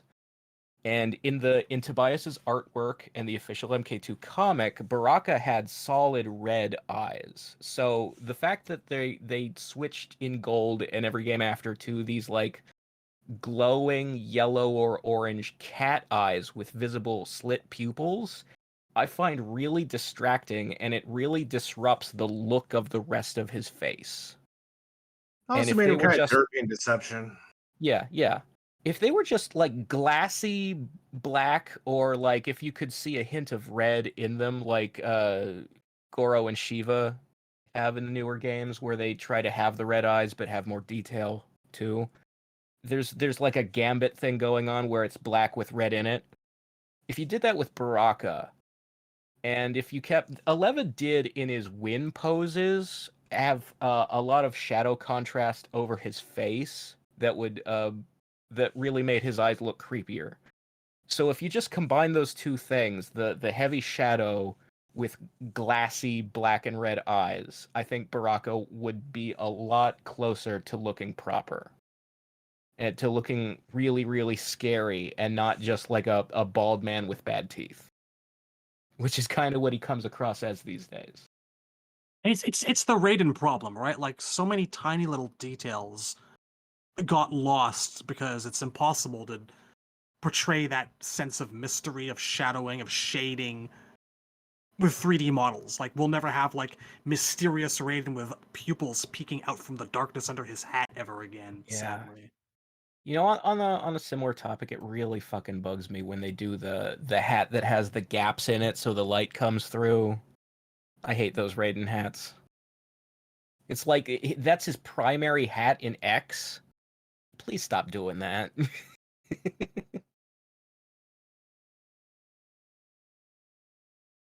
I mean, I guess that's about it. I don't think I have anything else to particularly contribute. Is there anything else about Baraka? I don't know. I think that they should lean into the him and Melina relationship a little bit more. Give it some actual story focus. Acknowledge it, you cowards. Yeah. She's There on was the Tanya there and was a Reiko little and all lip that. well, there was a little lip service that he was with her in X before he got killed by Devora, and that was pretty much the only time they've ever mentioned it. Yeah, but like they've never had a scene together, you know, at all. Yeah, no, and it's like that was a thing that was like a big part of their bios and endings in MK2 was that they had a secret thing going on. And Secret horrible thing. it makes a lot of sense. Like anybody that Melina's with is either using her or is secretly hiding the fact that they're gross the fuck out when she takes her mask off. But not Baraka. To any Tarkatan, Melina is the hottest woman they've ever seen. No one can appreciate her the way he can. But it would be funny if Baraka was secretly grossed out by her. Yeah, it's like the Seinfeld when George meets a bald woman, and then she turns him down when he takes his whatever the fuck it's called. Yeah, if Melina took the mask off and Baraka's like, oh, I don't know. Or no, it's George that turns her down, right? I can't Yeah, remember. yeah, because she's bald, and then Yeah, she takes the wig ironic off. because he's bald. And he's All right, yeah. I want, as far as Baraka goes, I need either Baraka or Reptile to be like a good guy, because that'd be kind of funny. And then like they both are trying desperate. They're like a buddy cop. It's like a buddy cop duo of jobbers. And then like they're in this pact where one of them's got to like actually, they're striving for one of them to actually do something like actually meaningful in this existence, like actually have a big moment where they're not just jobbing out. And then the other one needs to die along that journey, and then he needs to get buried. And on his tombstone, it says he never scored. I don't know. That's a I tangent. see what you're doing there. All right. Temp number 2. Number 2. I don't think Richard Epcar is that bad as Raiden. See, that to me is the hottest take yet. Yeah. Ooh, he does okay, but Does he though? here's the thing. I'm just kind of tired of it. It's like I have the same problem with him as I do Peter Cullen as Optimus Prime in all of the Transformers movies now. My delivery is static. Everything I say is of equal importance. I am emphasizing every single syllable. I am Optimus Prime. And please shut up. Please. So here's the thing: I'm seriously like, separate the Raiden of it. Like, put aside any feelings you have of Mortal Kombat and how that character has been portrayed in the past. Which ones were good, which ones were bad. Whether you like Lambert or not, whether you like Jeff Meek or not, just forget the Raiden of it. Watch Ghost in the Shell Standalone Complex in English and tell me that there's anything to like about Bato, the guy with the gray hair and the ponytail and the cyborg eyes. I actually showed Standalone Complex to Smoke Man, and he made me turn it off. So yeah, I they're similar. Yeah, I just and I can't watch JoJo in English because he plays Joseph, and Joseph's my favorite fucking character. I like him as Joseph. I think he's a good Joseph. I really enjoy it. My I only can't. complaint is he dropped the Can't. British accent after one episode, but other than that, I think he's good. Fucking heathens watching dubs of I- anything that doesn't Street I Fighter the don't- animated movie. I don't think Richard Epcar is a good actor, except when he has to change his voice. I think he's a great Joker. I think he's the second best Joker there's been in voice acting after Mark Hamill. Who did he play? When did he play the Joker? He's the Joker in the Injustice games, in MK versus DC, in I didn't know MK11. that. He is NetherRealm's Joker. The only NetherRealm Joker is Richard Epcar. I think I got the Under the Red Hood Joker mixed up with the Injustice No, Joker. Okay, gotcha. Under the That's John Red Hood DiMaggio. is John DiMaggio, Bender, from Futurama.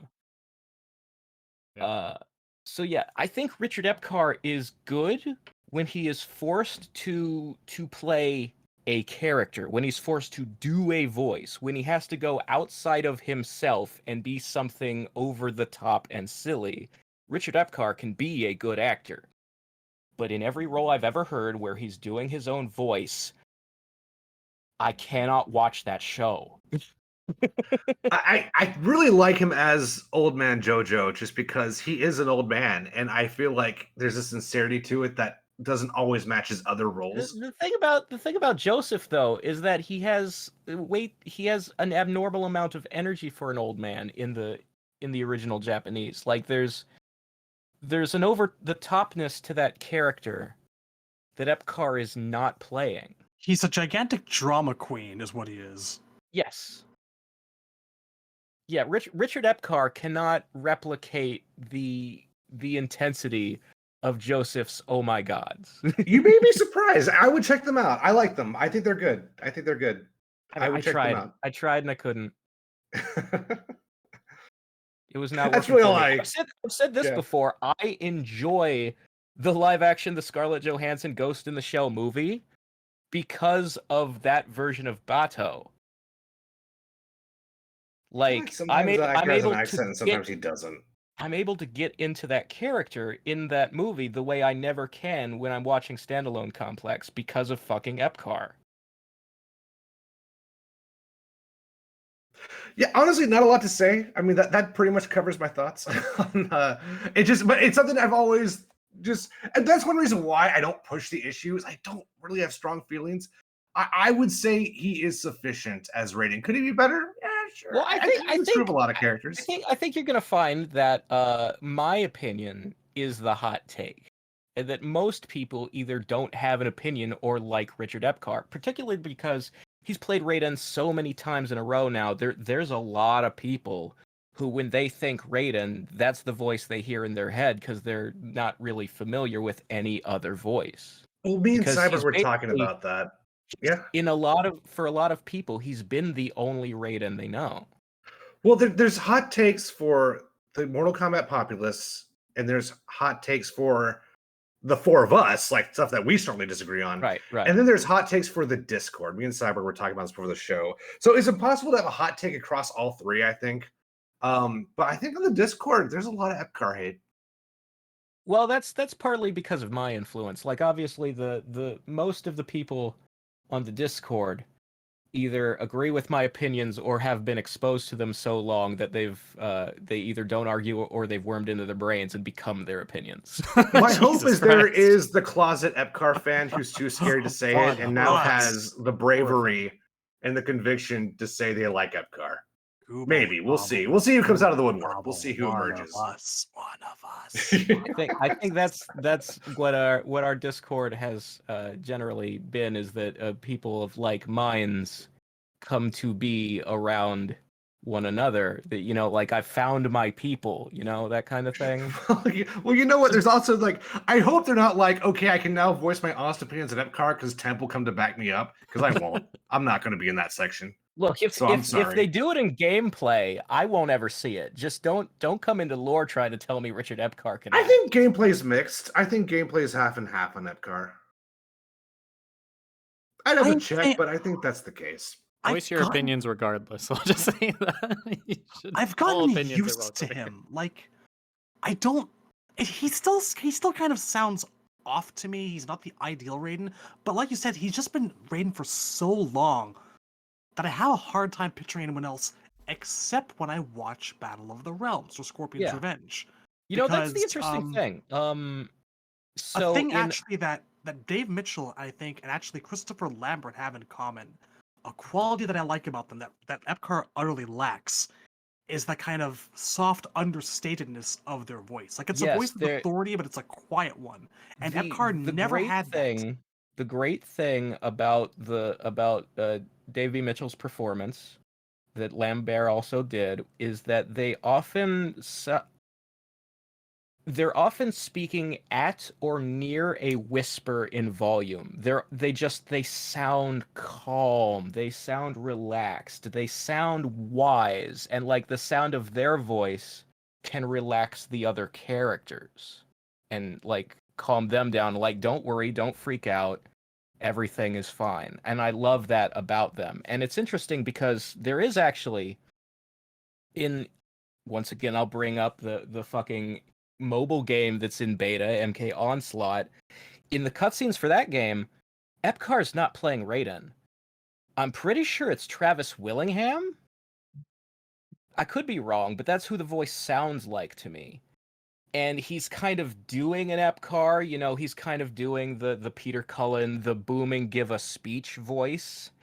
And it sounds off and it sounds weird because it's like somebody trying to give an Epcar-esque performance who isn't Epcar, and it doesn't fit. And it shows, okay, maybe Epcar is better at being Raiden than this guy is. But I didn't feel that when I was listening to Dave B. Mitchell. It didn't feel wrong. It felt better. So, like, obviously there is a right and a wrong way to replace Richard Epcar. There's a saying, speak softly and carry a big stick. And I think that that's a Raiden in a nutshell. At least it should be. Alrighty. So so for my second hot take, Is this about guests? I need to know. no, right but now. it's gonna cause some ruffled feathers, I think. But Oh god. I was gonna save it for number 3, but I think it's just a band-aid. Let's just get it out of the way while we still have the energy. Okay. So there's some prefacing here that needs to happen. So Con Lao, one of our listeners, one of our Discord guys, in the chat the other day, a couple days ago, we were discussing just how everybody talks to each other. And Con Lao said, "My brothers in Christ, we are talking about a video game with demon ninjas and dragon kings. Some of you guys take the shit way too seriously." And Chad responded saying, "Fucking thank you. The second I stopped giving a serious shit about retcons and retellings and egotistical developers, I became much happier. Leads to being able to talk about things more civilly." So I use that as a preface because my second hot take is fans, especially hardcore fans, take Mortal Kombat way too seriously. It's just so I said we were going to be circling back to some of the guest character talk and just those themes. Now I'm not really mentioning guest characters anymore, but it kind of fits on the same theme of, so the game was always made to be pretty tongue in cheek from the get go. I mean, Mortal Kombat's always been kind of silly in a charming way, riffing off schlock B movies from the 70s and 80s and 60s. I don't know how it could have been anything else. They kind of were very self-aware in terms of making a game that was meant to just be fun rather than trying to take itself too seriously, right? So I feel like the devs themselves, and I've said this over the years, the devs don't even take the game as seriously as most of the fans, the hardcore fans, take it. Be it story, be it gameplay, be it elements like the fatalities or friendship. Some people are very anti-friendship, or Mortal Kombat's not colorful. It has no place for jokes. It's guys, it doesn't have to be so serious. Like, we're talking like in the most extremes are like the threats on Twitter. Obviously, I don't think that's really a hot take. Like the threats on Twitter, like the threatening review bombing or threatening developers, saying the most outrageous shit to get certain characters in the game and just disgusting behavior and toxicity like that. But I mean, even if you dial it back, it's like it's also like insulting the developers, like saying this person is, completely shit or this is trash and they don't do anything right and making assumptions about the developers that we don't even really know. Obsessing over every little detail or like even like what we brought up earlier, like how sexy the females should be, or how a character is handled down to the most minute details of like the hairstyle. And it's like, if it's not this way, then the character's trash. I don't want to ever see him again. Or I don't want my favorite character in the game because they're going to ruin them, like we talked about with Lee May on the last episode. Or like guests fitting the franchise. We already brought that shit up. Like it comes down to like even like how fans treat other fans in the franchise of like gatekeeping or like I said when Razor mentioned earlier about like this isn't my you know this was I was here before them and like this isn't my Mortal Kombat, they can wait their turn. It's like come on, like and before I kind of like wrap up my pitch here, it's just like, or just my general statement here, it's like, it also comes down to like mental health. Like, I think people drive themselves to a point of like miserableness and just because they get so focused on how the franchise has changed over the years. But I mean, that's like every franchise, and I'm not excusing it. Like the deterioration in writing and shit, like that's not even deniable. Everybody knows the writing's gotten inferior over the years, and so on and so forth. But it's like, hasn't every franchise done that? Like they run themselves out like ragged creatively, or you get new people in, or just politics and you know, business aspects come into play and all that. Like I'm thinking like Star Wars, Terminator even got brought up. I'm trying to think of a franchise that's gone on for 12 iterations, 11 iterations, 10 iterations, 9 iterations and hasn't that has lore and story and characters and all that. Obviously, if it doesn't have any of that, then maybe it's not going to be the case, but like characters change, like story elements change, and it's not always going to be great. It's not always going to be wonderful and whatnot, but it's like, guys, it's going to be okay. Like shit's going to change and you can change with it. You can fight it, and it's not even like don't give your opinions on it, but it's almost like let's not ride the extremes of shitting on each other over it or like just attacking the developers over it or being so like getting ourselves worked up into a frenzy. And I've been guilty of this in the past too. I'm thinking like Combat Pack 2, like how into into that grind I was and how miserable I was at that point. But it's kind of like what we talked about in the last episode where I'm like, this is just a chapter, guys. It you know it's going to come back around where character, just because a character is done this way or the story takes this direction or this or that or the other thing, it's like it goes through phases. No Mortal Kombat game is the same as the last Mortal Kombat game. There's, if 9 was for you and X wasn't, then maybe 11 was for you. And if 11 or X weren't for you, then maybe 12 is going to be for you. The point is, it's always evolving and changing. So I think there's always some hope and silver lining here of things to latch onto to where we don't always have to like treat it so damn seriously. Like Mortal Kombat is not life and death. We're all Mortal Kombat fans to varying degrees of hardcore and how much it means to us and how, it affects our lives. But we've talked about like just how much it's affected us, and I worry like sometimes the fans can really ruin it for themselves. And as much as like the developers themselves can make an inferior game at points, which to be fair to them, it's not always cut and dry as we make it out to be. It's like, why don't you just put this person on the roster? Or why can't you just tell a good story or do this or do that? It's because they're trying to serve so many fucking people. Like, not I strongly believe not one of us just like put into somebody else's position would knock it out of the park either, because it's not just none of these things are handled by just one person. It's like there's so many cooks in the kitchen. They're trying to appease so many different fans, different, business things, themselves, each other, so on and so forth. There's so many moving parts to this. It's like, I know I'm like all over the place mentioning so many things, but it's like just the overall point here is the more serious you take Mortal Kombat, I feel like the more it's really going to grind you down to a point where you're just everything's negative and rarely feel any like happiness with the franchise. And at that point, you need to step away. At that point, you need to go focus on other things that are making you happy, much like what Temp has been doing. Like just like find your happiness, come back to it, do what Shad's doing, and play the old games, do the things that re-spark that thing in your fandom and whatnot. Come back to the series after you do something like that. Look at it with a fresh new pair of eyes, with some rest, and maybe it's not all so bad. I mean, the current games all have their faults, but so do all the old games. No, a perfect Mortal Kombat game really does not exist, because where it succeeds in one, like gameplay, story-wise, it might be crap. Where it succeeded in story, the gameplay may not be that fun. I'm thinking like 3D era. So it's like,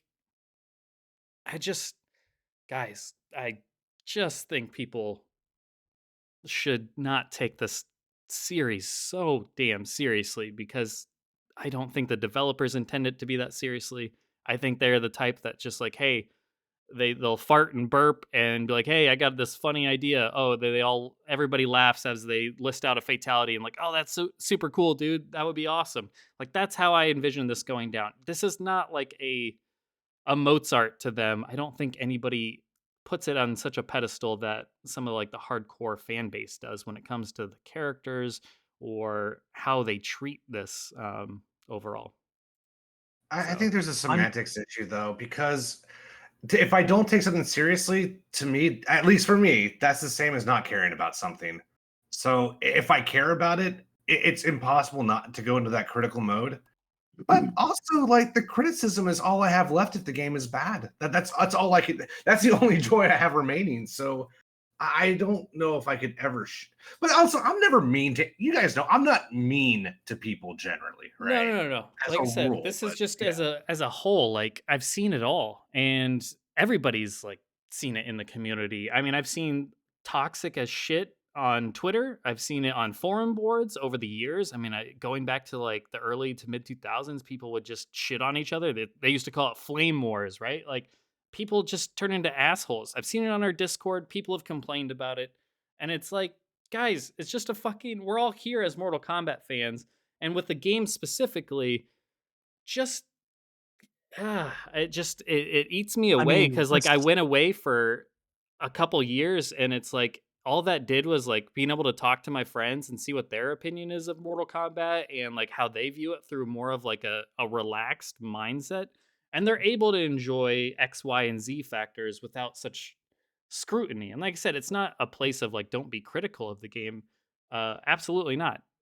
It's just more of like, don't allow yourself to treat it like it's such a live and die thing to where you yourself are just like getting into a dark place. I don't think that's healthy for anybody.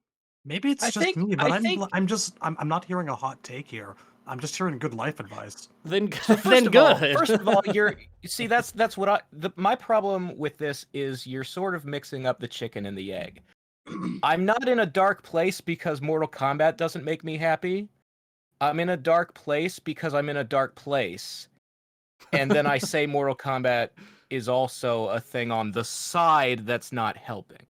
Sure. And well, I mean, Shad's told stories of that in the past where it's like, even I shared stuff with our our retrospective episodes where it's like when life kicks you in the nuts, and it's hard to even give Mortal Kombat the time of day, but when your escape itself is no longer a great escape, as you mentioned earlier, Chad, I think when your escape with the guest characters and whatnot is now ruining your escape, it's like, I get it. It's time to go elsewhere. Yeah, it's just But the thing is, like, one of the things you brought up is like every franchise is in a similar place these days. Like most of the intellectual property Long-running properties, that is out there in pop culture kind of sucks right now.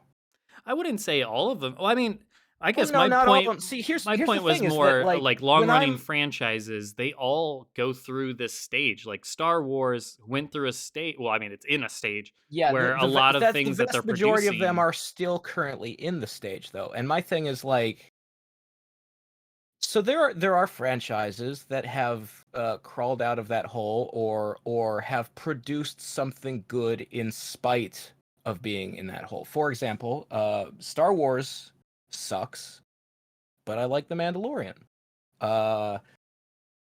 Star Trek sucks, but I like Picard season 3. And there are, if you wait a little while, sometimes a franchise will show you that the thing that put it in the hole is something they are actively turning away from. For example, Devil May Cry had a very unpopular reboot. But then they went, okay, fuck the reboot, here's Devil May Cry 5. We're going back to the old timeline. Sometimes if you just wait it out, things go your way. Sometimes they don't. Yeah. But I'm where Temp is, where I either like something or I don't. I don't really have a chill out mode. That's not the kind of personality I have. And when you're talking about like how the creators feel, like obviously, yes, they don't take it that seriously. They agree with you. Ed Boon, that's a very Ed Boon mindset that you have. I don't even think The it's just thing Ed is- Boon. I think it's like Well, I think of all the given developers that we know of. specifically, Ed was always the main one back in the arcade era who was injecting the sense of humor Sure. and wasn't really like. I don't think of Ed as the creator of Mortal Kombat. I think of John Tobias as the creator and Ed Boon as the main facilitator of his creation. Because Ed was the guy who programmed the ideas, and John was the one who came up with the ideas. Not Reptile though. No.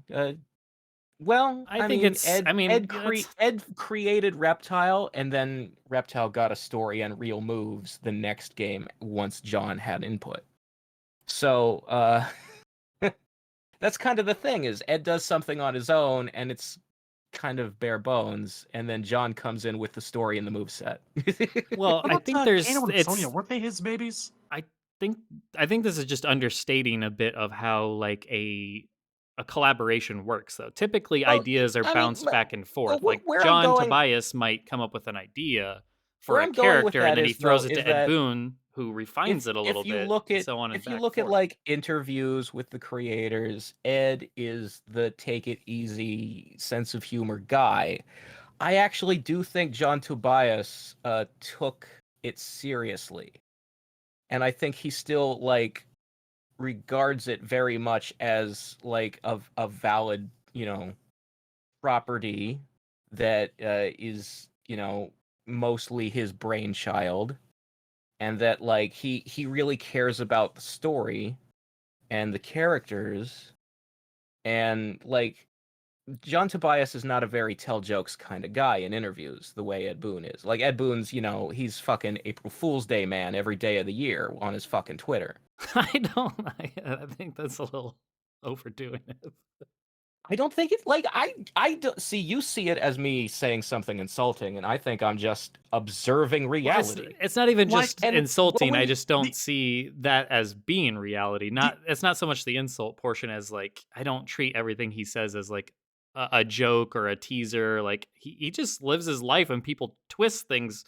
People overanalyze what he Okay, says. like- a No, lot. he used to invite it. He doesn't so much The- anymore, but he used to be like the situation that he finds himself in, the replies he gets to his tweets, the toxic ones, I believe are a hell of his own making.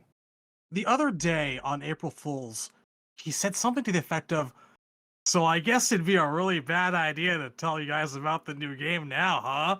Huh?" and you could just fucking see the Millhouse elbow Just extending. you remember the old days where he used to like just post a picture of a cosplayer dressed as Cyrax sitting on a bus and say Cyrax isn't in the game because he missed the bus. Well, he didn't And even it's say like- Cyrax isn't in the game. He would just say Cyrax is running Cyrax late for missed the the bus bus or whatever. and people would wonder, does that mean he's going to be late to the game, that he's going to be DLC, or does that mean he's not going to be in the game at all? Ed won't tell you. Ed will just post that picture and not elaborate further. And then he gets surprised that every response to every tweet he makes is asking for a character or wondering what's going on with the game. And some of them are way too insistent. It's a hell of his own creation. And I don't wish ill on Ed. And I've said before, I have said some harsh things about Ed in past episodes that were just because something about the game felt disrespectful to us as the audience. But I don't wish ill will on Ed Boon. I think that he'd be happier if WB would allow him to make certain choices. I think that he would rather make a game that isn't a fighting game, take a break from the fighting genre or from the Mortal Kombat IP and do something fresh and rejuvenating. I think he would love. I would love for him to have the opportunity to do something like make the Grid 2. I have said that many times. So obviously, I don't dislike Ed Boon. I don't think that he and I would see eye to eye creatively on a lot of things about his franchise, and I don't know if I enjoy his sense of humor particularly, but I don't have any dislike for him as a human being. Now, the thing is, you said that as regards insulting creators, I do have disdain for Sean Hemerick based on the things, the employee abuses, the stories I believe those stories to be true, and I Just think out of- that's disgusting. Just out of curiosity on that, since this is the second time, obviously, we're talking about that. So now I want to kind of dive a little bit deeper into it now that it's a little more fitting for the topic. But Okay.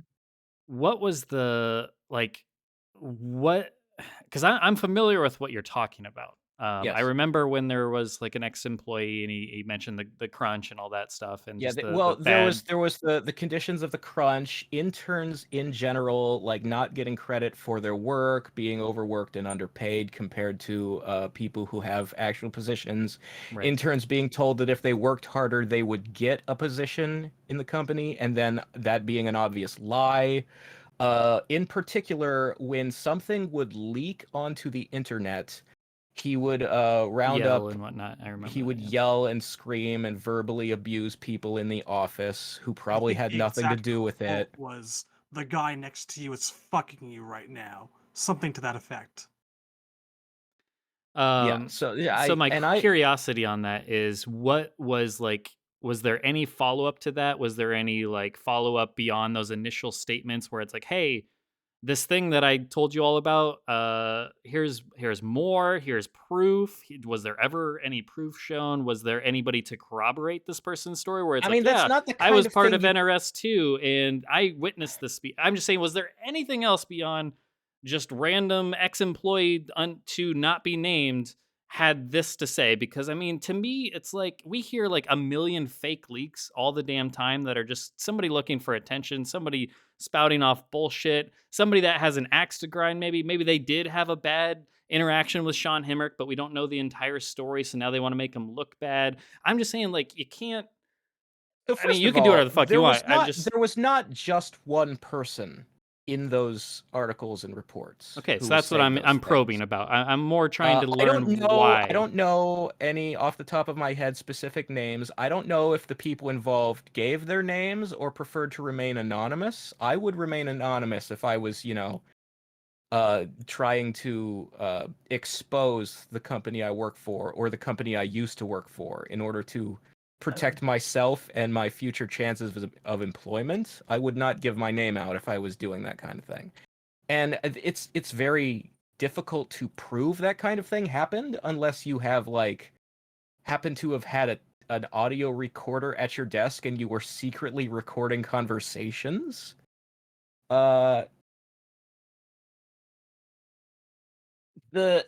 So there's a you know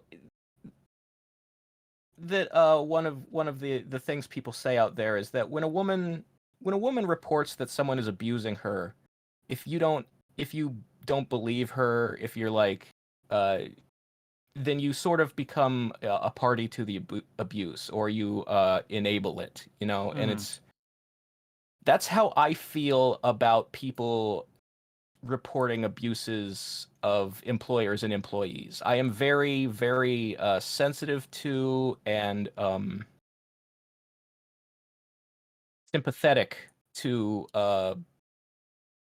people being taken advantage of in the workplace, and you know, especially corporate culture, office settings with cubicles and middle managers. Yeah, but All that of that feels like kind of. almost like you come in with a predisposed bias to be I suppose anti-corporate perhaps I and do. I do come in with a predisposed bias against that kind of workplace environment. right. But I think So it's a healthy bias to have, because I think those places are a naturally predatory environment. I And mean, those things I am absolutely. uncomfortable with the idea of doubting those stories. I do not think that it is comparable to hearing a roster leak. I I'm just have my seen enough in my time. Yeah, see, Shad I has have. worked in the industry. When I was working at a third-party company a long time ago in the woods of 2009, I showed up half an hour late for work one day, a week after my dad died. A week.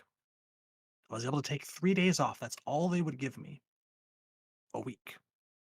I showed up half an hour late, got pulled into a meeting, and they told me we're taking away your permanent contract. Not really because, I was late or anything. Just it was a quiet period. They it was cut back. Excuse to pay me less. Using an excuse. Remember those Ubisoft sexual assault allegations from a couple of years ago? What happened to them? Hmm? Nothing. Fucking nothing. Yeah. You want to Whenever sit these there, you want to stories, sit like, there and you want to believe, you want the benefit of the doubt. I know you do. It doesn't exist. There's no fucking room for it. This is not a magical, happy, candy fairyland where dreams come true, where people act like it's the 1980s and roll around the Atari offices high off their asses on LSD and make wonderful games like, fucking Frogger and the shit back. It doesn't exist anymore. It is a factory. It is a video game industry. Emphasis on industry. We fuck the interns. We lay off the part-timers. We hire the relatives. That is who makes the product you enjoy. And there are plenty of people who work for those companies that go in believing if they put their heart and soul into it, they will get to be part of the team. They'll get to help make something nice. They'll get to help make something wonderful. And that's what they're counting on. And that's what they take advantage of. It is a Well, the very moral that's unhealthy thing to not want to give that the benefit of the doubt, because it happens all the time. And all I'm going to say on this particular topic is this. It is not cool to ever threaten anyone's life over a video game, as what happened on Twitter a couple of years ago. no, and When someone obviously threatened, none of when us. someone threatened Sean Himrich's family's life, put in Reiko or I'll kill your family, or the usual bullshit. We know it's bullshit, but it's still bullshit you have to take seriously because it's a death threat I think it was a rape threat, but yeah. or go on. something like that.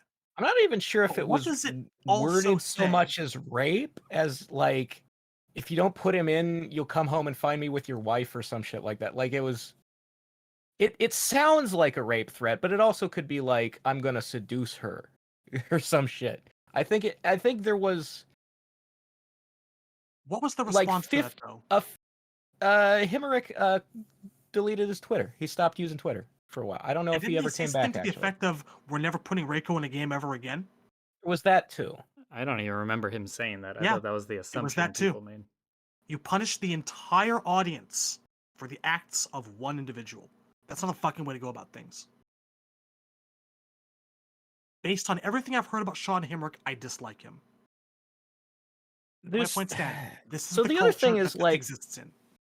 now I will say that I don't think Sean Hemrick, from what I've heard, is a good person, and I will say insulting things about him, as opposed to Ed Boon, who I don't like some creative decisions, but I don't have anything against him as a person. There is another example I can give, a much less serious one. Sean Kittleson and Dominic Cianciolo, the two writers of Mortal Kombat 11. I have said, I don't like Sean Kittleson's writing, particularly in the comic book. I think he overused puns. His dialogue was really corny. He was putting 3D era characters in only to use them as cannon fodder and have fatalities in the story. But I've never said I don't like Kittleson as a person. I've only said I just don't think he's a very good writer. But I don't think Dom Cianciolo is a good person. And the difference there is that I have seen Dom behave poorly to people back on Twitter.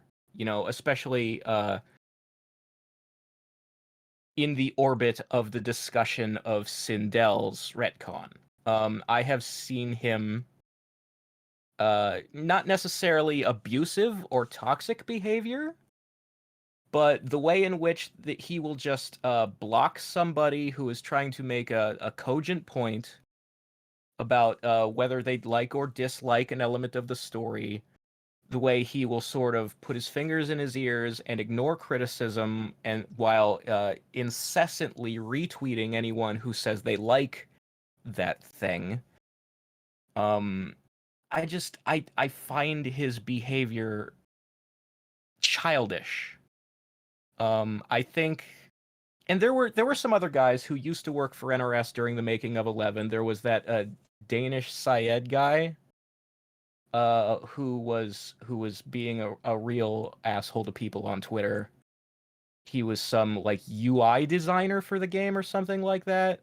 So you know, there have been creators who have sort of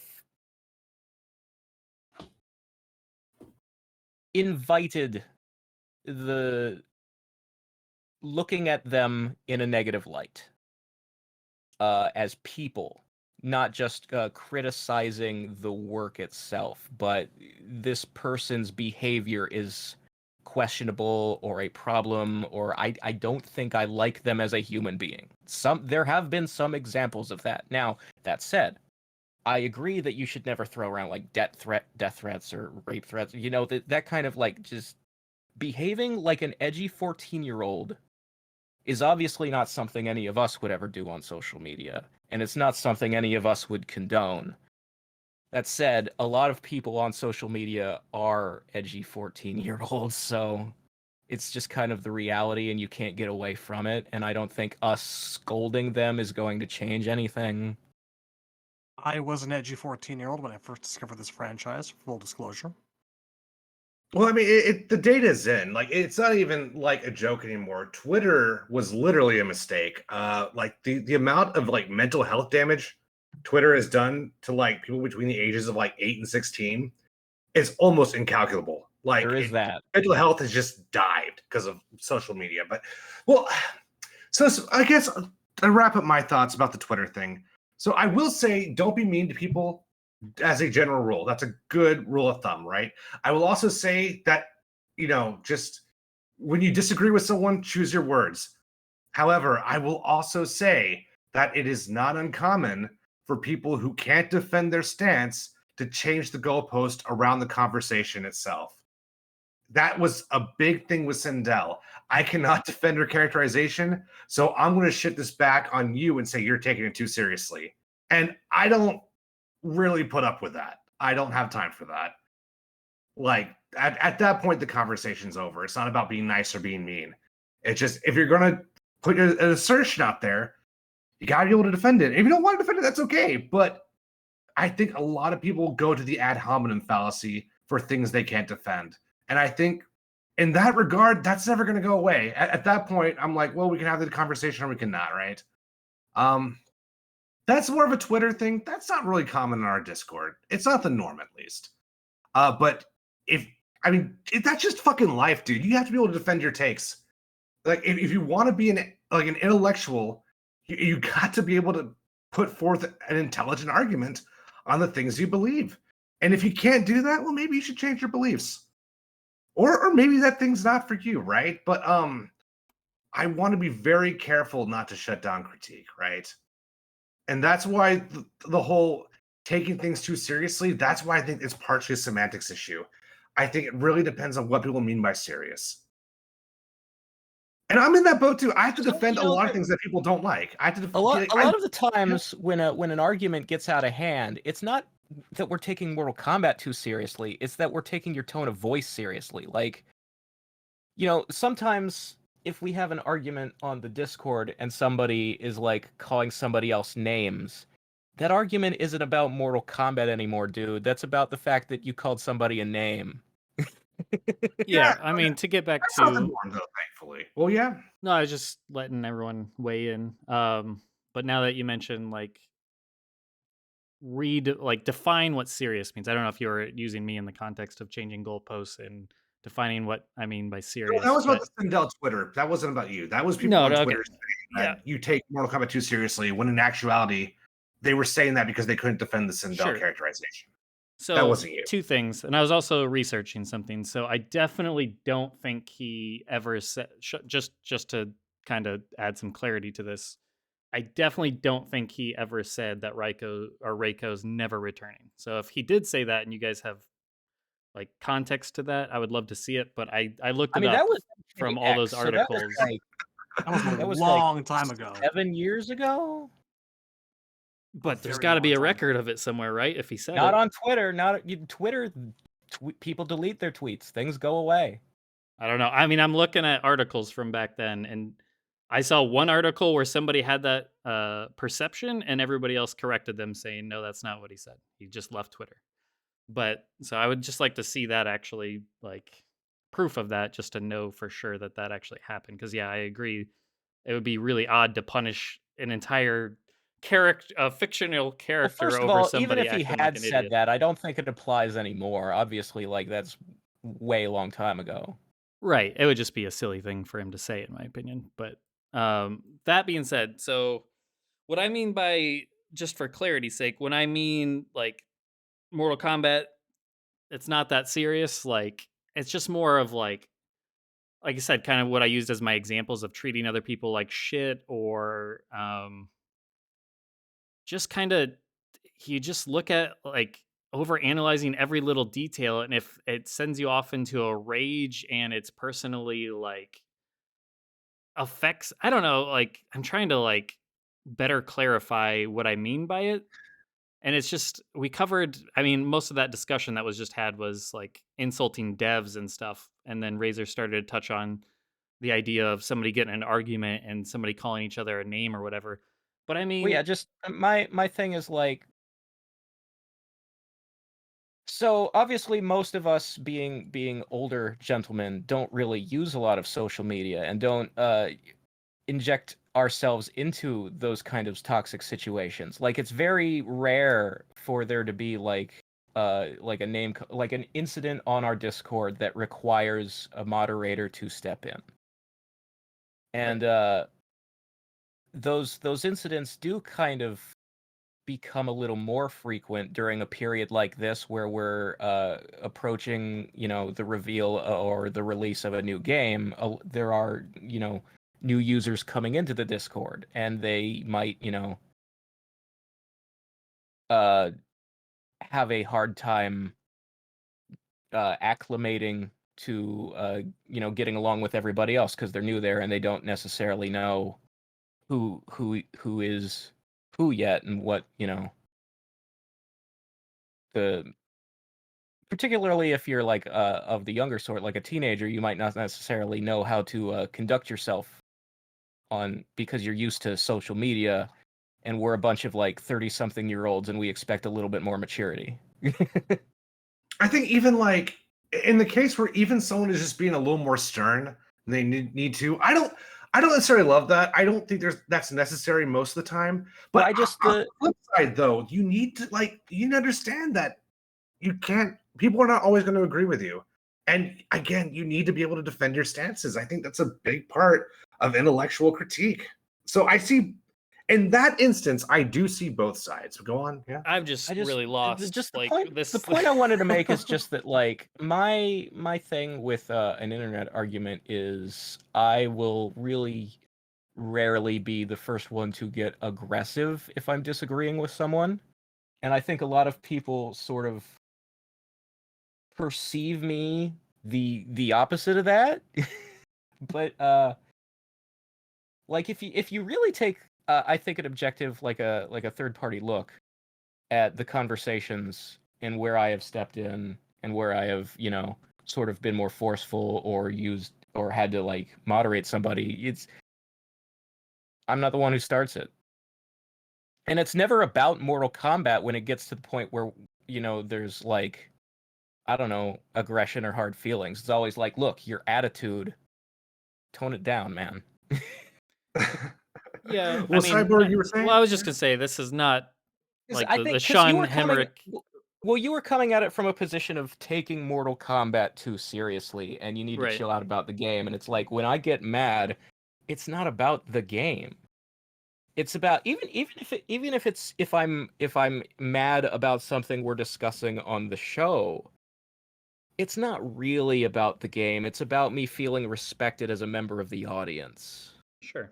And it's like when there are choices they have made. I'll give an example. The line in MKX story mode where they get to Outworld and it's not purple, and Kung Jin says, "Don't believe everything you read."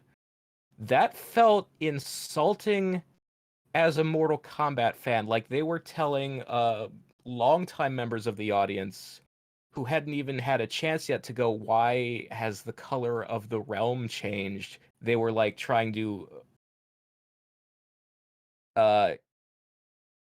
strike first and say, Yeah. "Shut up, nerd, it's not about you anymore." And I just don't like being treated that way when, the franchise wouldn't exist if people like me hadn't been loyal through the lighter years.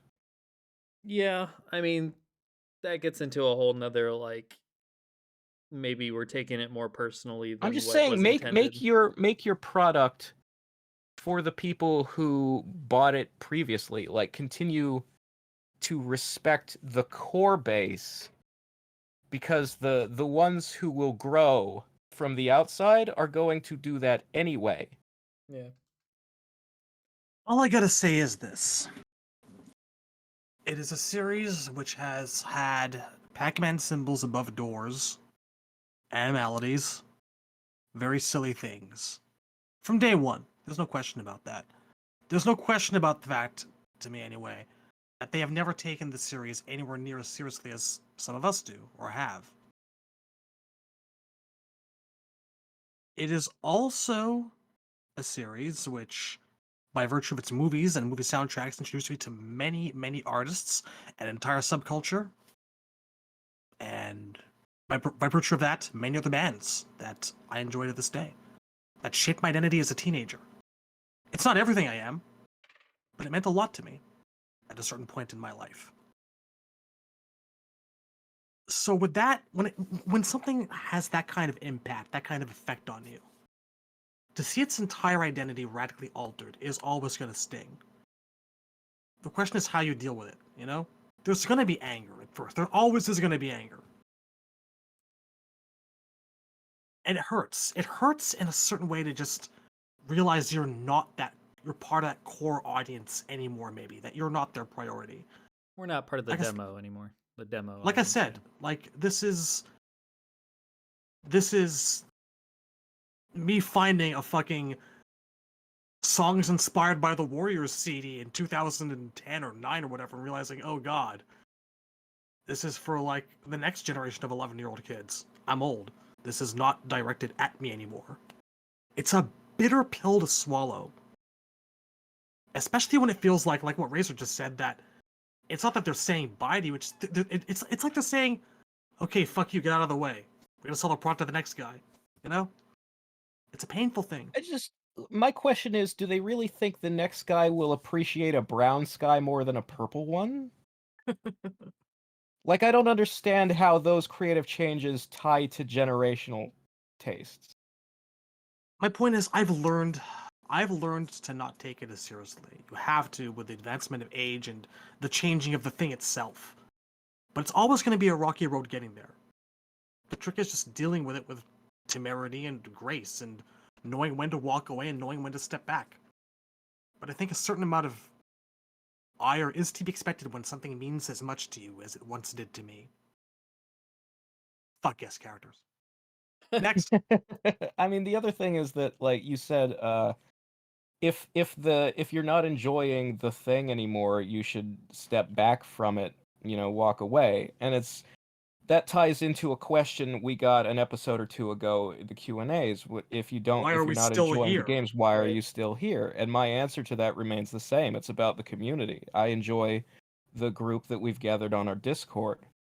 And that's more why I do the show than, like, I don't necessarily care about Mortal Kombat 12 that much. I'm not necessarily looking forward to the game so much as I'm looking forward to doing this show.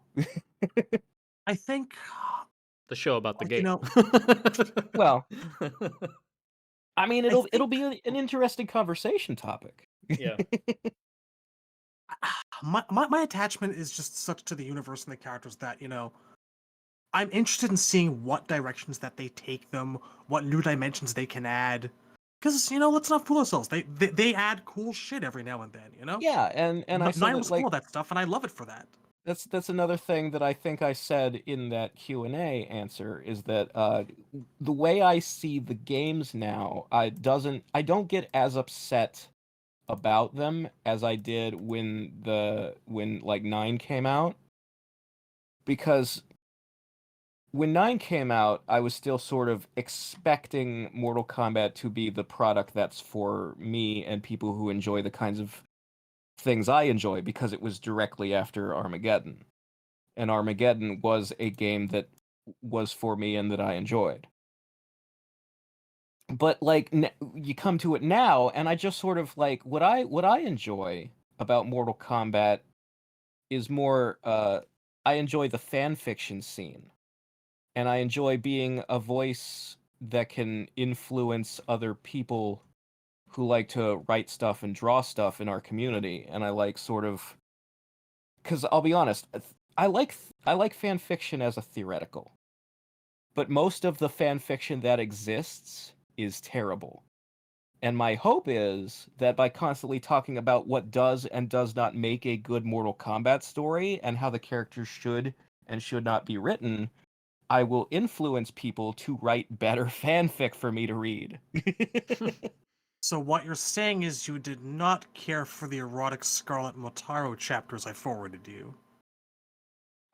Those might have gotten lost in my spam folder. I can resend them, it's no problem. I'll resend them right now. Did you get that thing I sent you? I'll give it a B-. Dialogue felt natural. But yeah, so that's also sort of how I look at the, whatever MK12 may do that I won't like, I expect, because I don't like Elseworld stories, and it's almost mandatory that they're going to change stuff because it's a different timeline. Even in spite of that, I'm still looking forward to whatever they come up with that I do like, because those things can be stolen and put into a story set in the old timeline.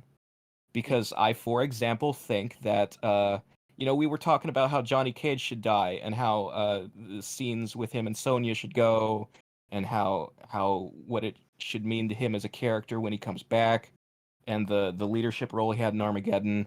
I think that in a well-told Mortal Kombat universe, there is a sequel to Armageddon to be had where the things he does in X happen, where he marries Sonya and they have Cassie. And I think in that same space, you could interject Kenshi going undercover in the Red Dragons, being found out, them going after his son that he didn't know he had, and that him giving that son off to Scorpion to be trained as a ninja.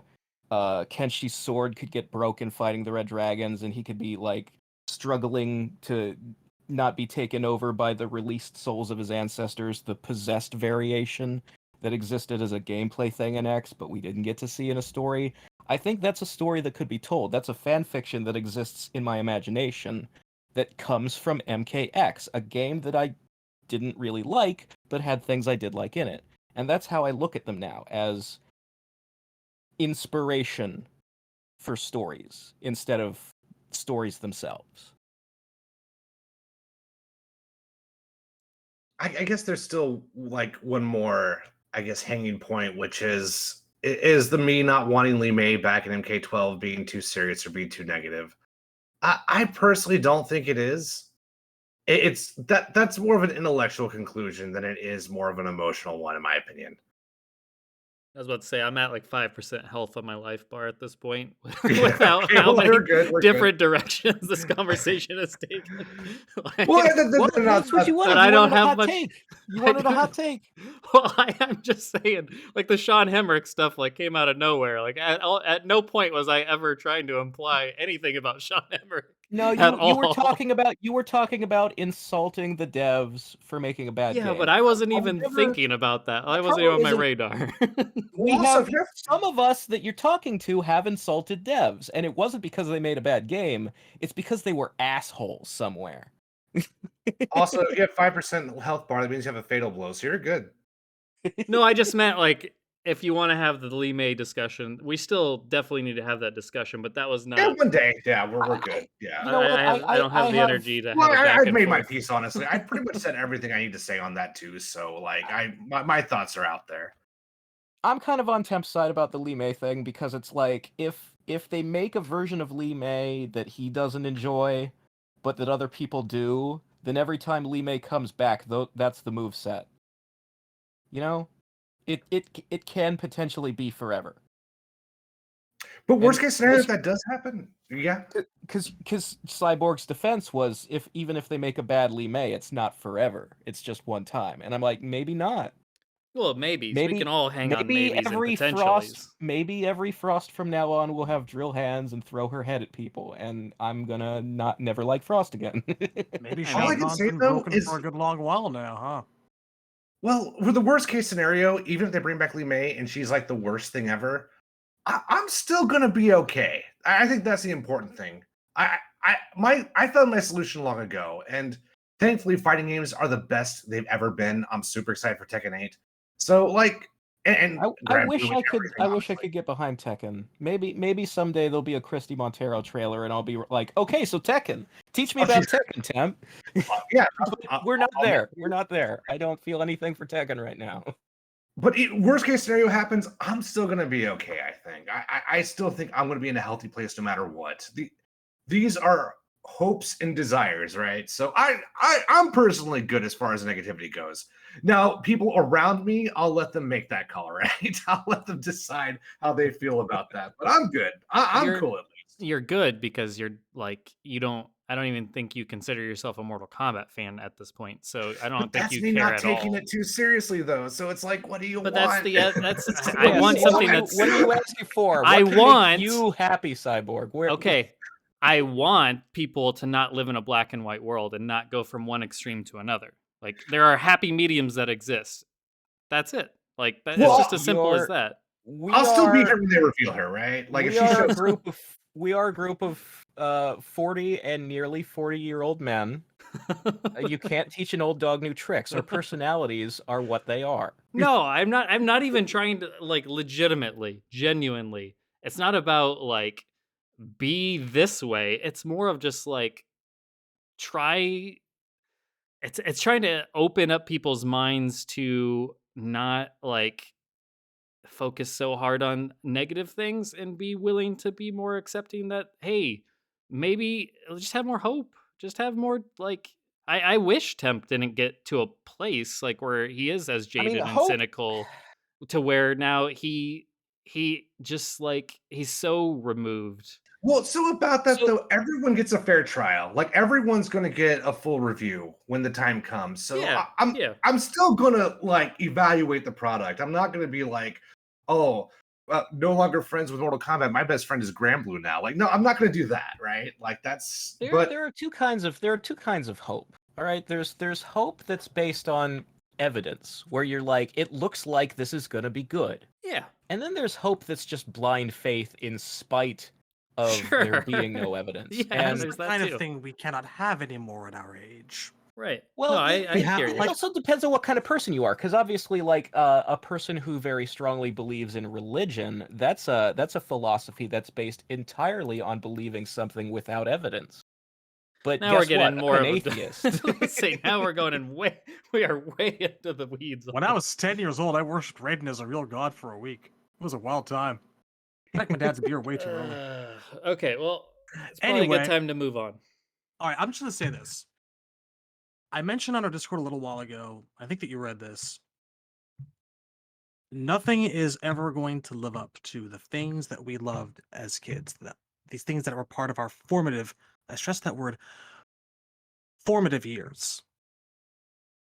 Not even the reality of it. Our imagination, the way that we played and experienced it and lived it in our heads. Because we were adults with critical minds. We see flaws more easily now. It is harder to impress us. Yeah. I think if It's I mean, I was an adult when the 3D era came out. We were adults when that happened. I and mean, that's when things started getting more critical. Well, Things are I mean, looked for back more some fondly people, I like now. those like games. Yeah. for some of us, the 3D era is a significant high point. it's up there. I'm saying that being an adult with a critical mind is a double-edged sword, you know? You see things more for what they are, as they are, and you also see the flaws. But you don't really feel the flaws of what you loved when you were younger. The experience was that positive, it doesn't go away. It's not lessened with the passage of years, with the recognizing that, hey, maybe this thing wasn't all that good in the first place. It's hard to be optimistic when you've seen how the cake is made, as I have. It's difficult. I can try to approach it with an open mind, but I am aware of the pit that's at either side of me. You know? Yeah, I It's mean, not it's too much just it's not too much to ask someone to be hopeful. But I think it is too much to ask someone to have faith. Yeah, no, I'm not asking for faith. Believe me. I'm not saying, oh, MK12 is going to be amazing, guys. Trust me on this. It's going to be the turnaround. Like I've said, I hope it is. I certainly hope it is. That would be awesome. But if MK12 is revealed and it's littered with so many things that if it's basically MK11 2.0 and it's just a disappointment across the board and it's just not fun to play and they do the super grind things on top of it and the roster's not enough to push past any of that and they make more crazy like by no means am I suggesting anybody just go into MK12 thinking this is going to be the home run we've been waiting for. It's more like it's always just been, like I said, find that happy medium of like it's the cautiously optimistic. It's the hope for better and maybe find that silver lining, but be willing to overlook some of the flaws because the flaws have always been there. Throughout this franchise, the flaws have always existed in one way or another. Sometimes they're the ones that matter most to you, sometimes they're not. Like I said, when it comes to gameplay and story. But overall, like if we're not at least hopeful for a better game, and I know Razor's explained why he's here, but it's like who wants to listen to four guys just sound like they just are dead inside talk for Well, 2 the hours answer is about a other people game? who are dead inside. That's the answer. Well, then it's like I don't want that to be what we foster. Like it's I just mean, we can Excuse me, please sir, everyone, but I think. I happen Yeah. to believe, despite the fact that I'm a walking corpse of a man, I make every effort and I sound passively like a living thing. And I don't get enough credit for that, if you ask me. I like to think like, so we get a lot of criticism for being negative on the Nethercast, but we don't get that on the Lost. Well, You you're know, reminiscing. me and Shad are perfectly capable of mustering human energy and enthusiasm in our voices. I There's can mimic evidence human of it. behavior to a fine degree. Yeah, I mean, at no point was this hot take originally supposed to be like a analysis of each of our My mental God, look states at- at the time. So I don't know Look at why us. this has I gotten just, to you know this what? point. But Let's just here we okay. are. Let's okay. I Hang guess- on. I'll just say this: when MK11 came out, even after all the crap emotionally I went through that 9 put me through, remember that there was like what the hell is that you could unlock in the crypt by like doing 100 fatalities with every character or some shit like that. You would get I think head it was on a a bunch spike. of skin and gear stuff. Some after, skin, yeah, some you gear, put, some you win put the posts and head on stuff. the spike and it would open a treasure chest with some gear stuff in it, yeah. Even at that point, I didn't want to use the cheat that people had discovered to like spam it and make it unlock right away. Yeah, I the was glitch. all about playing every fucking character. Well, I abused Even the if it fuck took out me of that months. cheat. Even if it took me months, I was gonna do it. That's how much love I still have for this fucking series. That's how much time I want to invest. Even though I'm Look, an adult and it's harder to do that now. I love the series, but I'm not gonna play Scarlet and Baraka 150 times each. I am. I'll fucking do it. I'll fucking do it until you give me a reason not to. Cetrion. Yeah, All I'm there's saying is, man, Gearus. I'm here out of a place of love and devotion and dedication. But that doesn't mean I have to kiss anyone's ass. Yeah, Let's move on to the next absolutely not. point. Yeah. I All right, like Razor, Collector, you're but I'm number not 3. taking him into a match. My number 3. You know what? I feel like I just gave 5 different ones in that last conversation. Just Oh, fucking like God. rename ourselves Hot Takes. That's all we are. Just Hot Takes. I mean, that is the product of being very genuine, is we don't ever really hold back. I mean, one of my particularly famous hot takes. I don't know if I'm going to call this my number 3 because it would be revisiting a very old and repeated conversation. Is that cyber smoke is the only smoke I really like. Fucking cut you! Shatters beer bottle. Oh, here we go. This is just piss no. each other off the episode. You know what? You know what? I will give a different one for my number 3. My hot take number 3, and this I don't think I'll get a lot of pushback on that in our immediate orbit, but To be I'm honest sure with you in guys, the, I in didn't the... even hit record. This is just a therapy session for all of us. Oh, well then I'm completely wasting my time. And I'll shut up right now. I'm just kidding. Okay, so Hey so man, this mental is health something care ain't free. I don't know how hot this take will be in the immediate orbit of Nethercast listeners, but I'm sure that it would be very disagreed with by the fan base at large. I would currently rank Shao Kahn at the bottom of the classic Mortal Kombat bosses. I like him the least these days, and it's solely because he is so played out. The top of my list is actually Onaga. Onaga is my current favorite boss because I always liked him a little bit better than Shinnok, and Shao Kahn has dropped like a rock for me.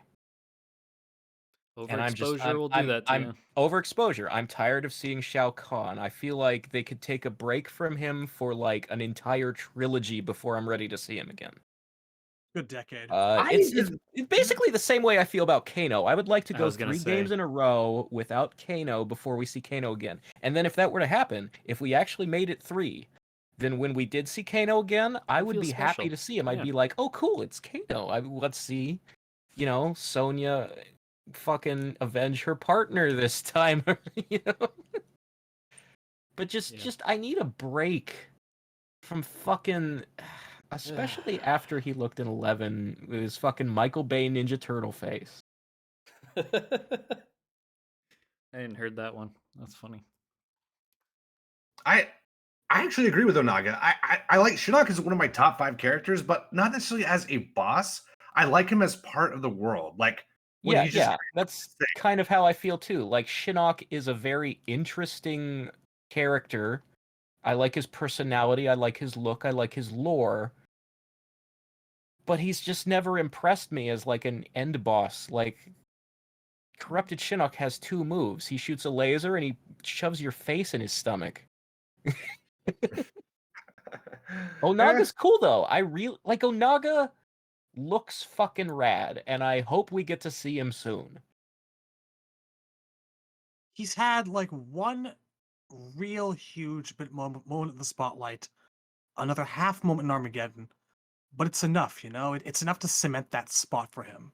And he got a The whole thing game's worth is, of build up in Deadly Alliance. yeah, the other thing He's a is very though, fleshed out character. Onaga is a character that's had a lot of build up and hype, but technically he's still a very mysterious character. Like personality and backstory wise, we don't know a lot about him. We know that like in Deception he was a certain way, but there's also like how much of that is the one being possessing him or whatever. What was Onaga like back in the day when before Shao Kahn assassinated him? Was he actually a good ruler, or was he a fascist who is remembered fondly by his mummy followers and Hotaru? I would like to get to know Onaga. I would like to see Onaga deliver dialogue and have like intros and that kind of thing. Maybe Like go what's his bowling. does he have a cousin Nico? See Go this. bowling with. I know it's not my turn, but my hot take was Shujinko, big always American titties. Sorry. I never liked how Onaga looked, so I'd love to see him come back just to see him in a non like I mean, I think bulky, he could use blocky, you know. I think he could use some polish design wise. I think his face could be less like a dude and more like a dragon. Yeah. More snout-ish. Yeah. I think some of his armor was a little generic. Like that's certainly something that would be Yeah. I think way more elaborate these Oh days. yeah. Potential wise, I can see it. It's just But just more like like the what we dude got. has wings.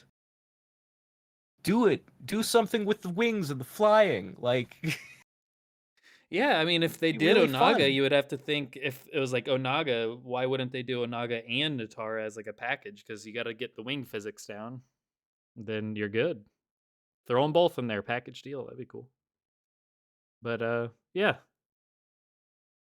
I get it. Shao Kahn, he's definitely faded a lot for me too. I mean, I never really see. I've always been more of a Shang Tsung and Quan Chi guy out of all the like the villains.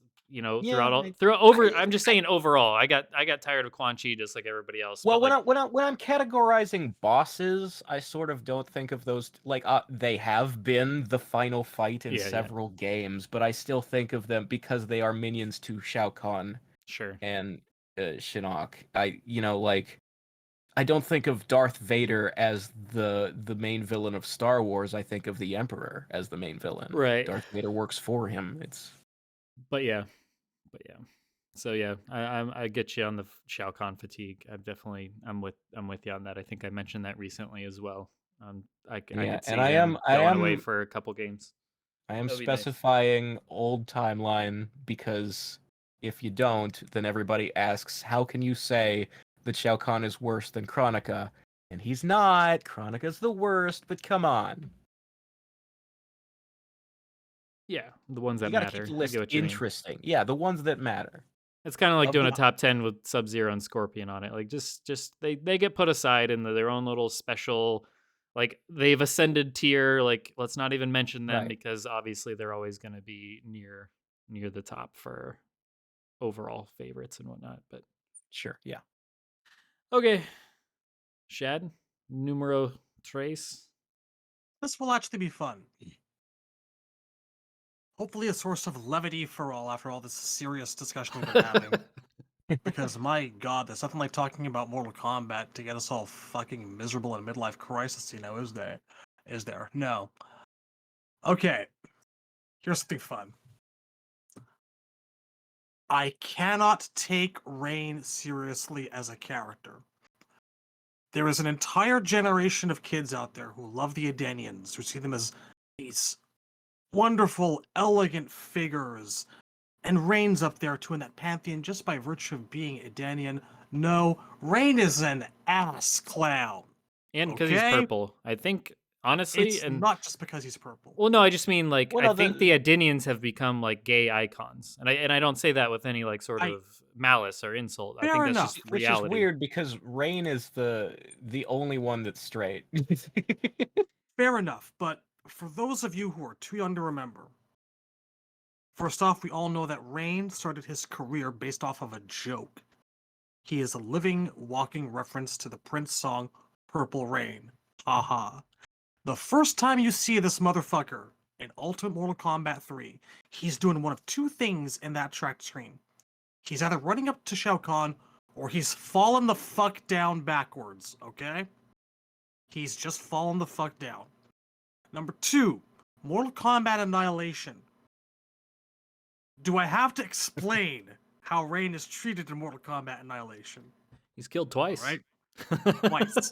It will wasn't even never him once. happen again, and then it happened again. When Baraka died, Rain died.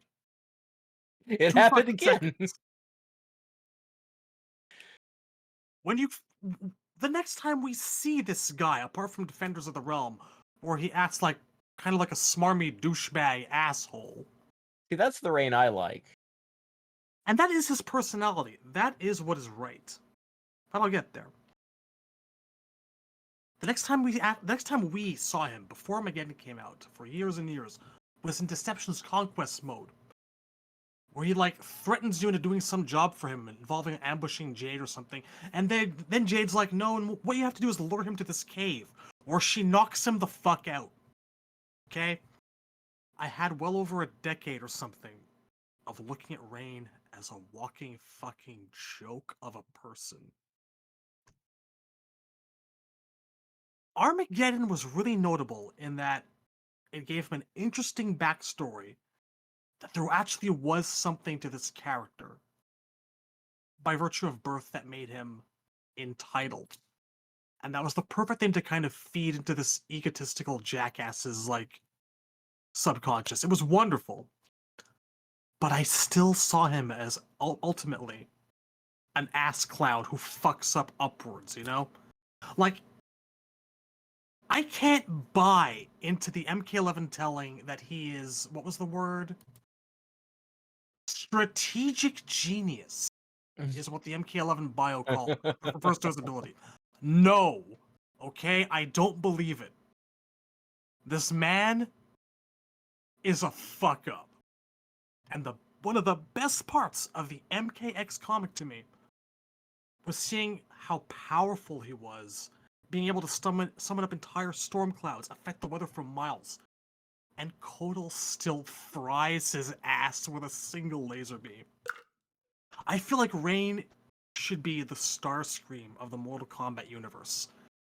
This useful idiot that makes you laugh whenever he gets his ass handed to him, which should be always. I don't see Reptile as a coward at heart. I see Rain as a coward at heart. A coward, a braggart, and someone who's ultimately full of shit. Who's just hilarious to watch take a fall. Over and over and over. I will never buy into military genius Rain. I will never buy into the Rain who gives a shit about his mom dying, because he's a selfish prick without a heart. That's all there is to him. He's just a fucking fuck up idiot. I know you kids aren't going to agree with that, but as they say, fuck them kids. That's it. That's all Rain is to me. He's a joke. I think he's gotten a lot more support based purely off writing the idea that people feel like he's an underdog that hasn't gotten his main roster debut. Like he's never been on a main roster. He's just relegated to DLC or the special all-in games. So the thing is, I sort of lost sympathy for that argument in X, where he had more screen time than characters that were on the roster, like Kung Lao. Yeah, I mean, I've reached that point as well. I'm not pulling for him to be main roster like we did with I think 11 or whatever game it was Look, I because don't even draw like now that DLC can be in story modes, like with Aftermath, I don't draw a distinction between DLC and main roster. If they release you for the game, you're in the game. Rain uh has been in 2 out of 3 of the past 3 games.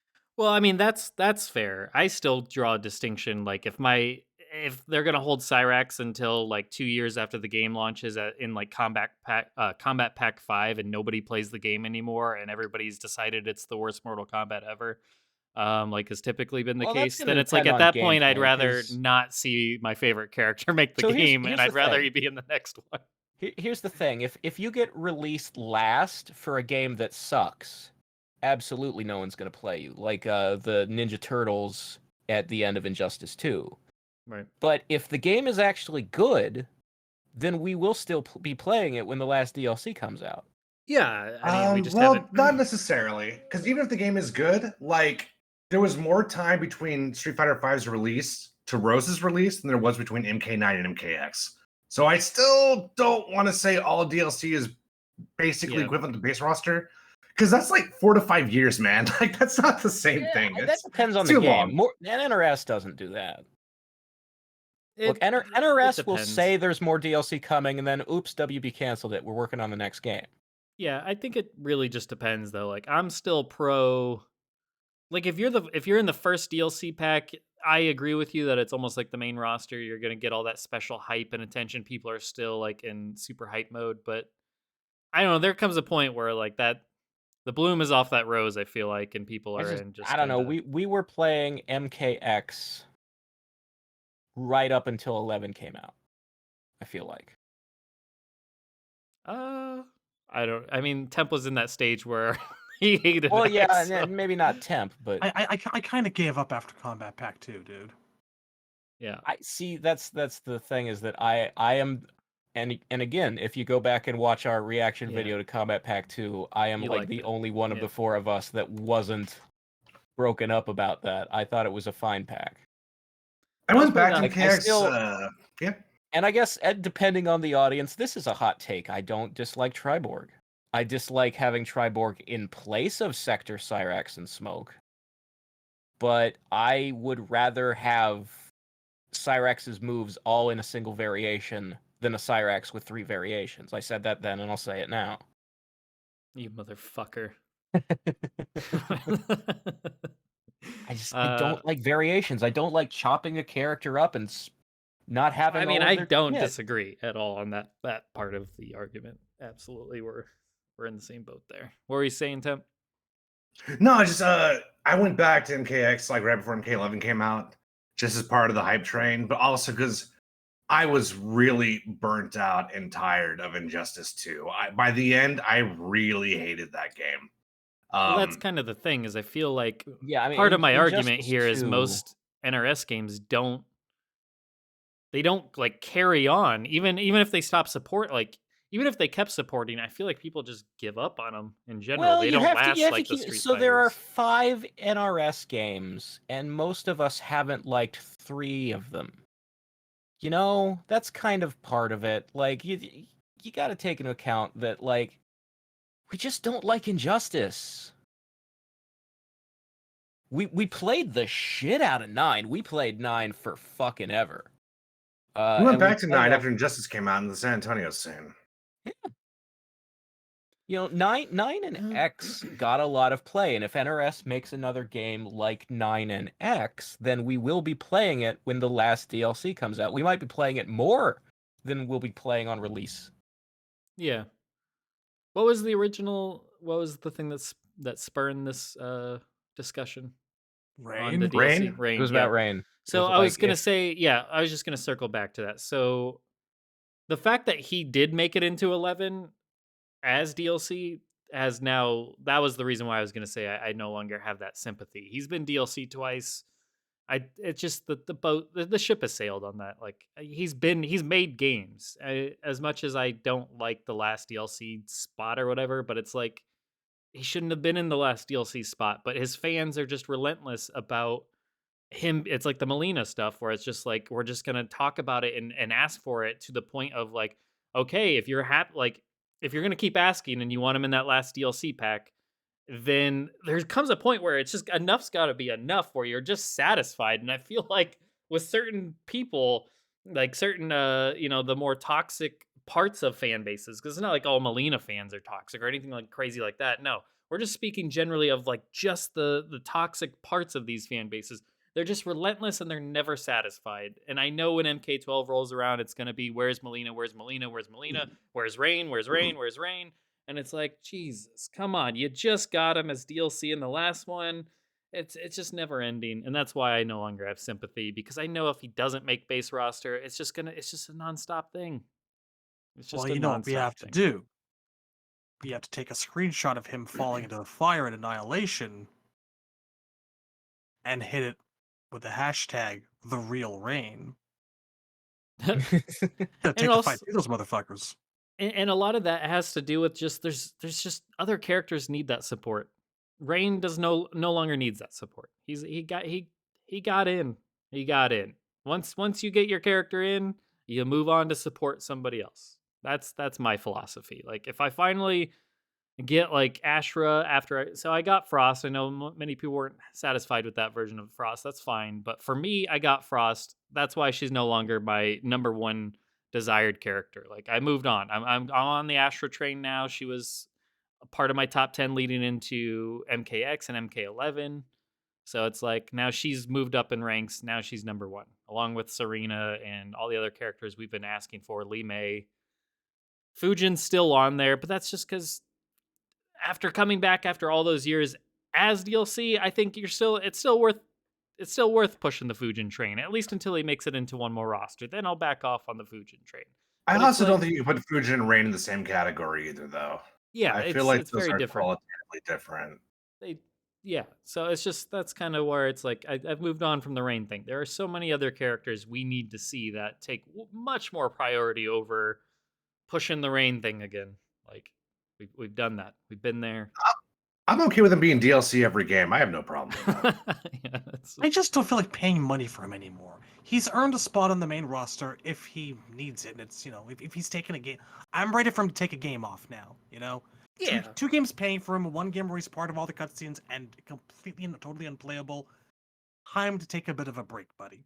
Yeah, that's like a the good character. point on the MKX being in the story mode, as both of you alluded to, Shad and Razor. It's like this character's gotten a lot. Yeah, maybe not as much as his fans would prefer. I mean, He'd be front and center main roster every time, but it's like he's gotten a lot of a showing, which would make a lot of characters blush because a lot of characters don't get that.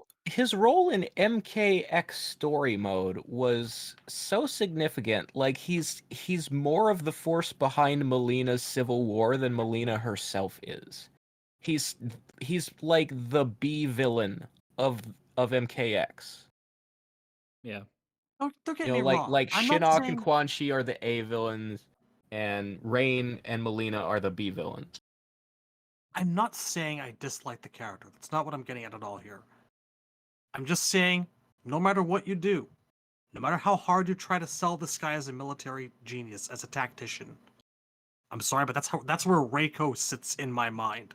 Always will. Obviously, the phrase "military genius" in that bio is like based on what?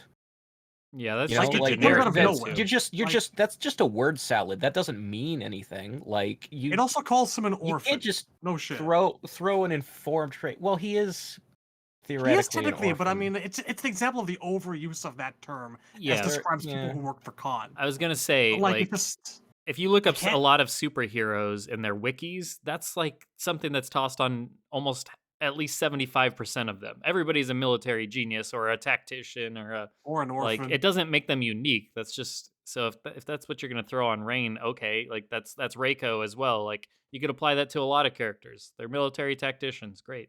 I just can't see it. I do sort of see like Rain should be portrayed more at the level of like a Reiko or not a Reiko, but a reptile or a Baraka. Like he's definitely like a lower totem pole soldier who should be getting like beaten by the heroes in a filler fight, not like a like a major villain. Like he's not Shang Tsung tier like he was in MKX.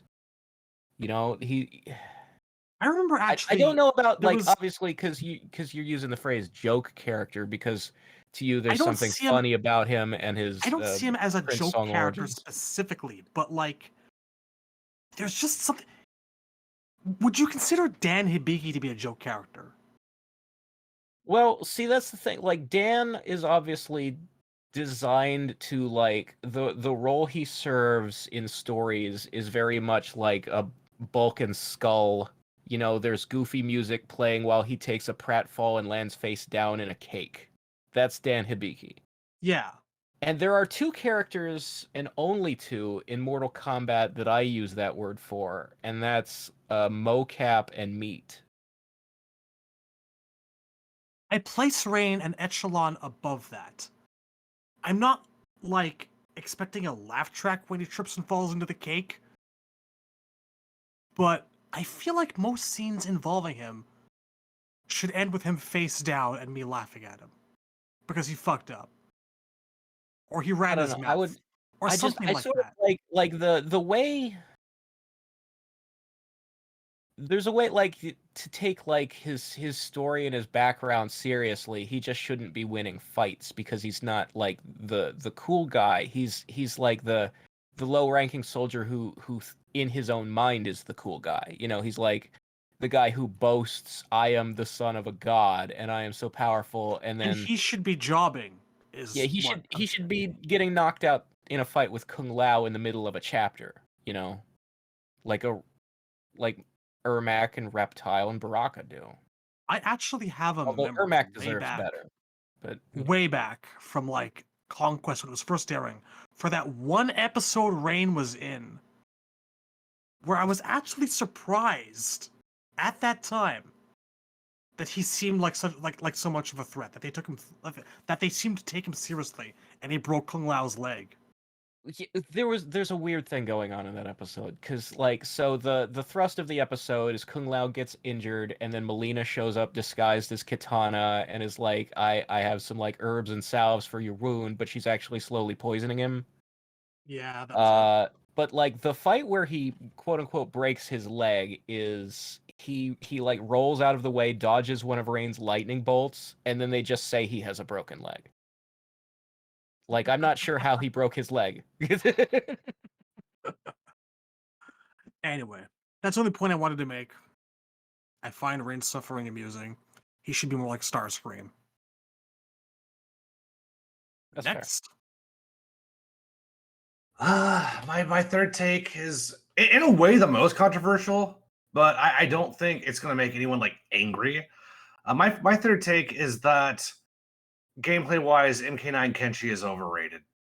I think he's a very strong character, but I think there are three characters who are not just better than him, but definitively better than him. I think Sonya is definitively better than Kenshi.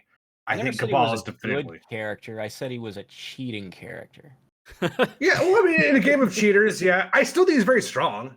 But like, I don't even think he's guaranteed top 5. I think Smoke could usurp him had the game lived on. Smoke had 8% combos. He also won trades against Kenshi. I think Johnny Cage. I know that people think like, oh, Johnny Cage loses to zoning. There's a fucking dash block in the game, man. No, I think Johnny Cage can literally beat anyone with the right game plan and with the right reads, right? I think Kenshi probably is top 5, but I don't think he's locked into that. And I think the reason why that reputation is never going to go away is because when it came to the bottom half of the tier list, Kenshi just took everyone's lunch money. And the fact is, you can't win a tournament on lunch money. I think, like, if you look at Cage, Sonya, Cabal, and especially Smoke, like, they all had better tournament track records than he did. So, yeah, I think Kenshi's really good, but I think a lot of it was our community did not want to learn their bad matchups. And there was no one in the game you could counterpick against Kenshi except for the top 3. And Sonya, as much as I hate that character, she was execution heavy, at least by MK9 standards. Same thing with Cyrax. Very much the same thing with Cabal. So it's like, oh no, this character's beating me. Who can I run to? Oh, that's right, fucking nobody. And obviously it's not a great idea to play the mirror. That's not a good coin to flip, right? So I just think You can't say right Kenshi's- after things you say. I'm just saying. Somebody in the you comments take have the- complained you can't do it anymore. I'm just saying you take the overhead sword drop from 9 and you replace it with the one from X, and now Kenshi plays at the level he should. This is why I don't like the buff only philosophy, because the buff only philosophy says you bring Striker to Kenshi's level, and then you have more problems. Does anyone want to play an S tier Shiva in MK9? Would anyone have fun with that? Like, Shiva is bottom 2 in the game, and I fucking hate fighting that character. So like, I just think Kenshi, despite being a very good character, I think a lot of people were being over dramatic just because of the way the meta was, and the Netherrealm community was just famous for not wanting to learn their bad matchups. And I think there's actually more characters, honestly, that can hold their own against Kenshi, to tell you the truth, right? But I Don't think say right. Oh, am I not saying right? Can I You not can't say say right? you can't finish your sentences with right.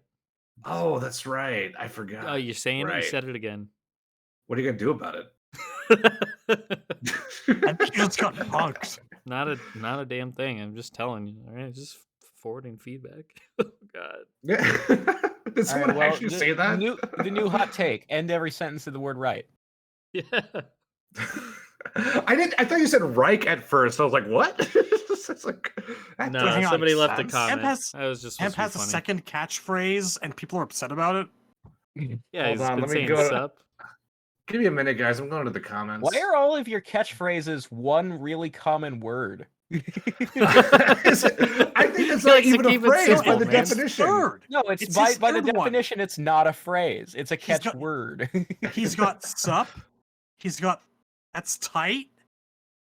And now He there's does say right. that's right, that's true. I say yope a lot, but it's usually when I'll jump into a call, so I don't think anyone hears it. Motherfucker, I need a catchphrase. I don't have one. I'm the only one of us that does not. Hold on, I'm trying to find this motherfucker in the comments right now. 1 second. Oh man, I'm trying to remember when it was from. It was recent. It was like on the last episode. I'd pull it up Well- myself, but it'll play the music and all that. Well, I did Control F temp and nothing came up. No, so not I'm temp. really- It was just right. They didn't call you by name. Oh, I just okay. knew who they were Well, that's talking even about. worse. He needs to stop saying the word right all the time. What the fuck? I like how this is completely railroaded this conversation. I want a catchphrase. Ted, give me a catchphrase. I'll take one of yours. Gnarly. Gnarly. It's not showing up in my. I'm trying. Does To, I don't know. But anyways, keep going. I'll No, Well, here's a hot gnarly's- take. Gnarly's right? not a shad word. Gnarly is You know, like no one says gnarly. That's why I picked it. That's why I threw that one out. Someone Stick- suggest catchphrases. Put them in the comments. I need something. this will go well. Fuck yeah. I'm all about Good it. for the I wanna algorithm. hear Do it. All right. So, any more on Kenshi? No, fuck him. Oh, it's right here. It's somebody named Case O or Casio. Says stop saying right after each sentence. That was in our creating the best MK12 roster. Well, how do you even know that's about temp? Because I've heard him say it a million times at the end of his sentences. I noticed- I mostly joke, right? I it's- noticed it. I had already noticed it, but somebody felt strong enough to mention it. I guess I don't know. It's cool. Like- As somebody with misophonia myself, I can understand there. It's like when somebody says regardless, none of this needed this entire conversation. Are you sure though? They It's funny. Right I like now, it. it happened, and you did this. They might be Your fault. referring Learned a to lesson when someone here. says something and then someone else says right in agreement. No, I mean, I I'm do very that a lot. positive. I'm positive that I got it. 'Cause I tend to do that every now and then. Oh, I No, do go that all back the and listen time. to that episode. I've heard Razor do it too. When Temp talks, he's like, "So if we did this, right?" And then like as like just like an ender, it's like an or anything. It's just something somebody does. Regardless, let's move the fuck on, right? Anyway, I will see if the gameplay guys agree with me. Right. Right. Left. Mhm. As far as my third hot take, this might be the worst and most controversial of them all. Oh God. Yeah, it's bad. So I recently watched all the animated films, the Legend series. Oh shit! You finally did it. And I You went hated them. and rewatched the 2021 movie, and I actually think the 2021 movie is probably the most enjoyable Mortal Kombat media content out there. Like better than the Why? Legends films, I'm better getting up. than the I'm getting up and I'm having a cigarette because you're just trying to stir shit up now. I'm not going to be part of it. No, yeah, I'm Instead gonna. of me being Okay. zen, I'm going to be zen. I'm going elsewhere. I'm going to, in the interest of fairness, assume this is not a shit post. Why? I lack this faith, and I'm really, really jonesing for a cigarette. I'll be right back. I'm just totally There's no kidding. rule That's not that says you even can't my You Facebook are post. shit posting. You are fucking shit. Okay. That's not even my pick. I was just kidding. Okay. Oh my God! See, oh God! I But did you can still have actually. a cigarette, Chad. Like Yeah. But yeah, it's- no, Well, that now one I have was to actually hear it. that one was only just a total joke. Like that was not even something I was gonna actually follow through on. My Wait, hang on. actual Did you actually see the animated movies? I saw the first one. I plan to watch the next two, but I did see the first one, and I enjoyed it. It was a lot better than I thought it would be. My man. I thought the art style, forever, I thought the art style was gonna really turn me off, but I enjoyed. Other than the weird like fingernail knuckle things, everything else was good. The blocky black knuckles. That's Yeah. definitely a choice. It's an art style that's a very strong choice, But yeah, no, and that's I not going to be enjoyed for it. everybody. I've been meaning to watch the second one. I've just every Saturday night, like because it was like a week and a half ago when I watched the first one. So, but yeah, I plan to watch. I plan to watch them. I enjoyed it. My actual pick is not going to be very controversial at this point, just because I couldn't think of anything better, so I'm just going to go with the Frost thing. Like I tried to think this entire episode, but I had a horrible time focusing while listening as well. So, yep, my hot take is I enjoyed the Frost. Well, I mean, some backstory here. So, Frost was my number one most wanted leading into MK11 back in our top 10 list when we each did individual lists. She was my number one. I really liked her in Deadly Alliance. She was one of my go-tos. It was her, it was Lee May, and it was Cyrax. And yeah, I mean, I've been wanting her back just because I really like the idea. I mean, cryomancy and ice powers are my favorite like element to play with. Like just in general. Like I'm not a big fan of like fire and like whenever like I play a game like an RPG or anything and they let you pick your element, I never go with fire or any of that. I'm always either ice or like electricity or something like that. So I love cryomancy. Female cryomancer is even cooler in my opinion, just because you get the cool, like she had the cool hair and all that. I just thought it was cool. It was a cool character. Unfortunately, they never did anything with her like interesting story wise, because even with when she was in Unchained or whatever, they just like literally redo the same story. So the purpose of her appearance in Unchained is solely to explain a plot hole in Armageddon, where her block of ice and the room that looks like it's the Cryomancer tombs. They moved it to the Lin Kuei temple, the whole room, Yeah. and with no explanation why. So all they did with her in Unchained is say, well, she broke out of the ice and she went back home and she started killing Lin Kuei, so Sub-Zero froze her into another block of ice. Yeah. Okay. And that room just happens to look like the Cryomancer tombs.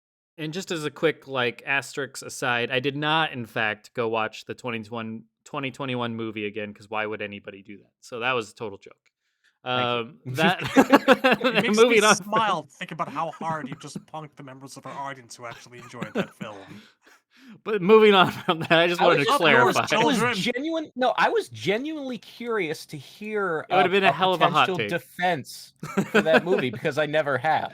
I wish I did, but no, I watched that and didn't give it a second thought afterwards. But okay, Regardless, so I Frost. have yet to meet anyone who liked that movie who could explain why, other than like we had a guy on the Discord who was like, I just like Kano on the good guys team, and I'm like, you're fucking crazy. So Frost. Okay, so fast forward to MKX. She was in what? They're gonna say Fat Frost, man. Fat Frost. No, sorry, Fat continue. Frost. Right I do want to Fat point out what something people may Fat have missed Blaze. from my hot take is that does mean on my ranking Shao Kahn is now under Fat Blaze. I like Yes. Fat Blaze more than Shao Kahn. Nice. Love it. Gigantism. So Frost. I wanted her in MK11, was happy to see her in MKX, even though in MKX she once again only had one note. She was a one-note character. She is the Anakin Skywalker, but like without any sort of depth at all. She's just the angry, Well, I mean, stubborn, hot-headed if you just stop protege. at the prequels, if you don't Yeah, have yeah, the yeah, original yeah. trilogy, yeah. Exactly. So I mean, and I don't even necessarily hate that archetype for her. That's fine. It's just I just want I like character. it. I actually want, really yeah. like. I like what Frost is story-wise. I would Sure. even like it in 11 if you removed the robot part. Okay, so good segue. So I liked her, and I like that archetype too. I agree with you. I don't mind that for her archetype. She's unique in that way, and at least in the MK world, as the stubborn protege that's very hot headed and gets in over her head to her own downfall. I like that aspect. So then going to 11, we first heard. Well, I don't remember who the hell it was. Maybe Temp can remember the name of this person because it's somebody in the FGC. They got the game early because, well, I mean, okay, it's a little even more context. Let's flesh it out a little bit further. So that whole select screen image with the red text and it had Bald Frost on there, like even there, some questions started popping up with all of us when we first saw that of like, why does Frost look like that? And it just, you could look at her neck and something just looked off. Something looked weird. So even then it started looking very odd.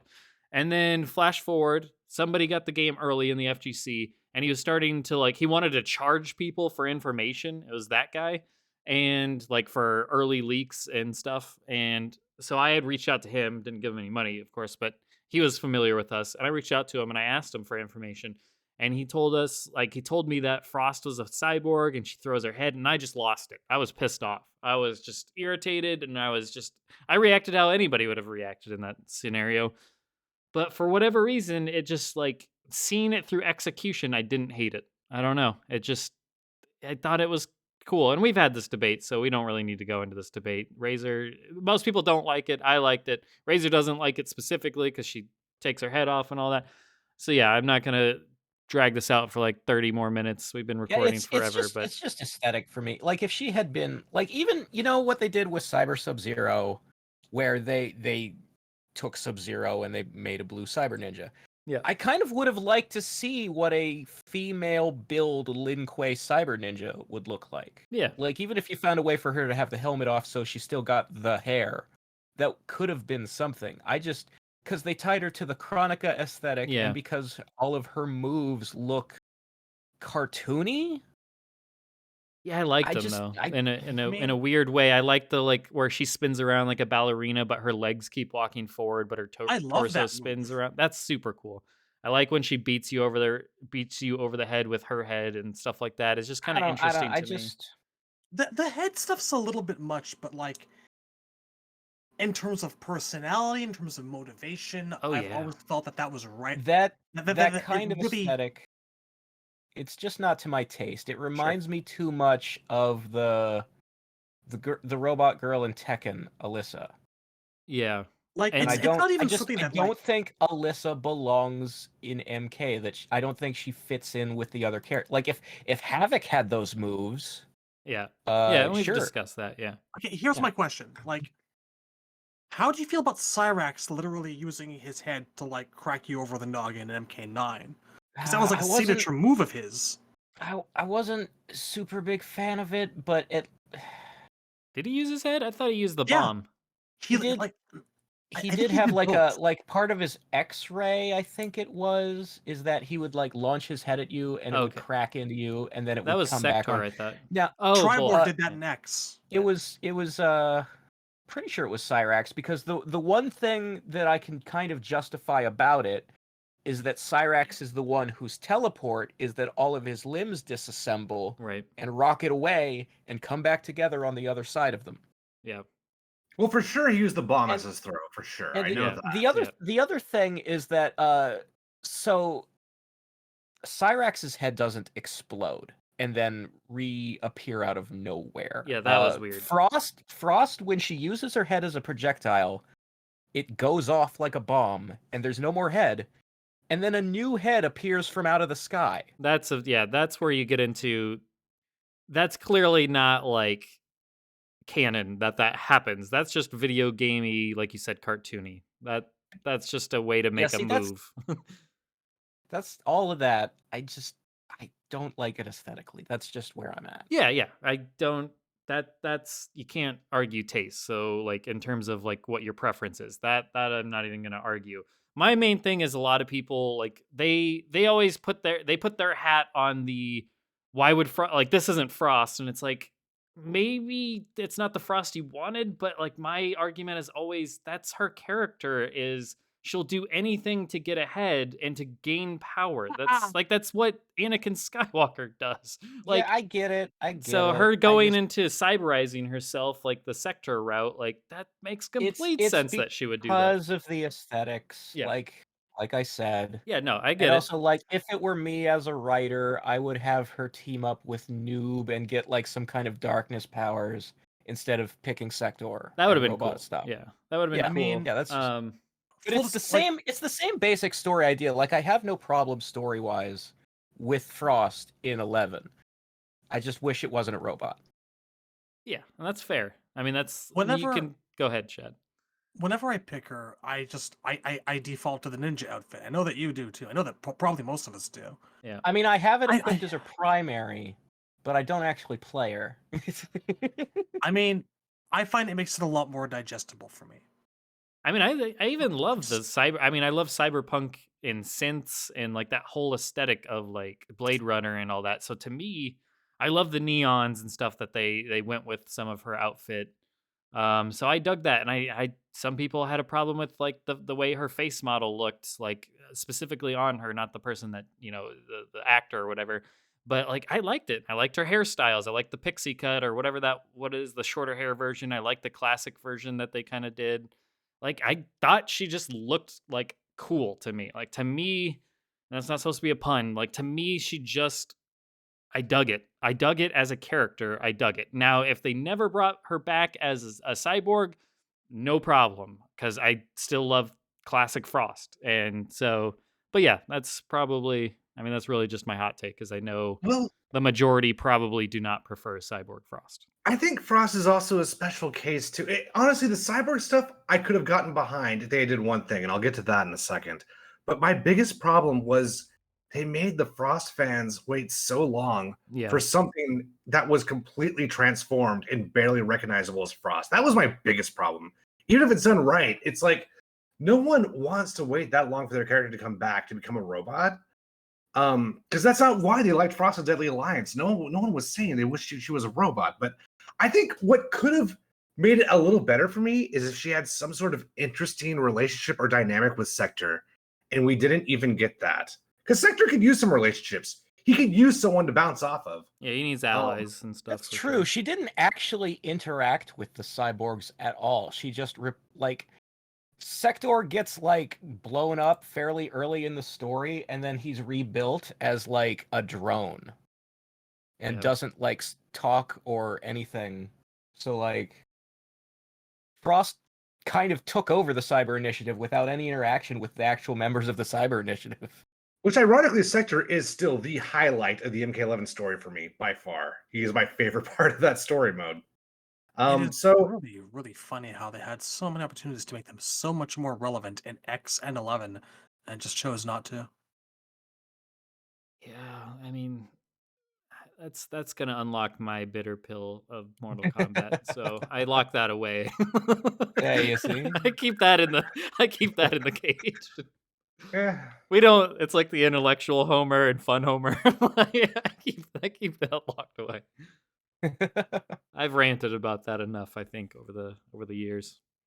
Now, come MK12, if we go down that same road, that's probably going to bring that back up. But yeah, that's that. Temp, did you say what you could have gotten on board with? I might have missed that. No, Oh, just the if she had sectors. an Yeah, interesting that's right. relationship with That's right. Sector, because I think Yep. he needs like. I've always said that I felt Sector was the number one candidate to make the main villain, and I think to do that you get Hotaru in the picture. But that's me. That's a whole fucking other episode. So Yeah. All right. Well, then that wraps up our very interesting, controversial hot takes, which led to some very interesting back and forth discussion. So hopefully you guys enjoyed a bit of a different type of episode, which was nice because, yeah, I mean, we definitely got into some fun discussions. Definitely check out the Discord community in the description, and we'll be back next week with some more stuff.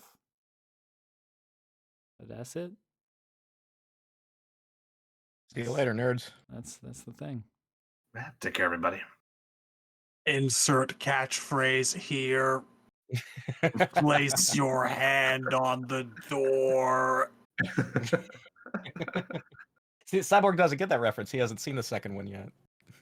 Oh, God, but he will. can I- And he'll love it. Can you just spoil one thing for me? Did they stick with Cyrax shooting missiles Cyrax shoots like a in the missile. trailer? Cyrax shoots a missile at one point, and I think Sector shoots a net. All right, and we're done here. Goodbye, I everybody. think they just fucked up. Dude. Goodbye, everybody. Good night, folks.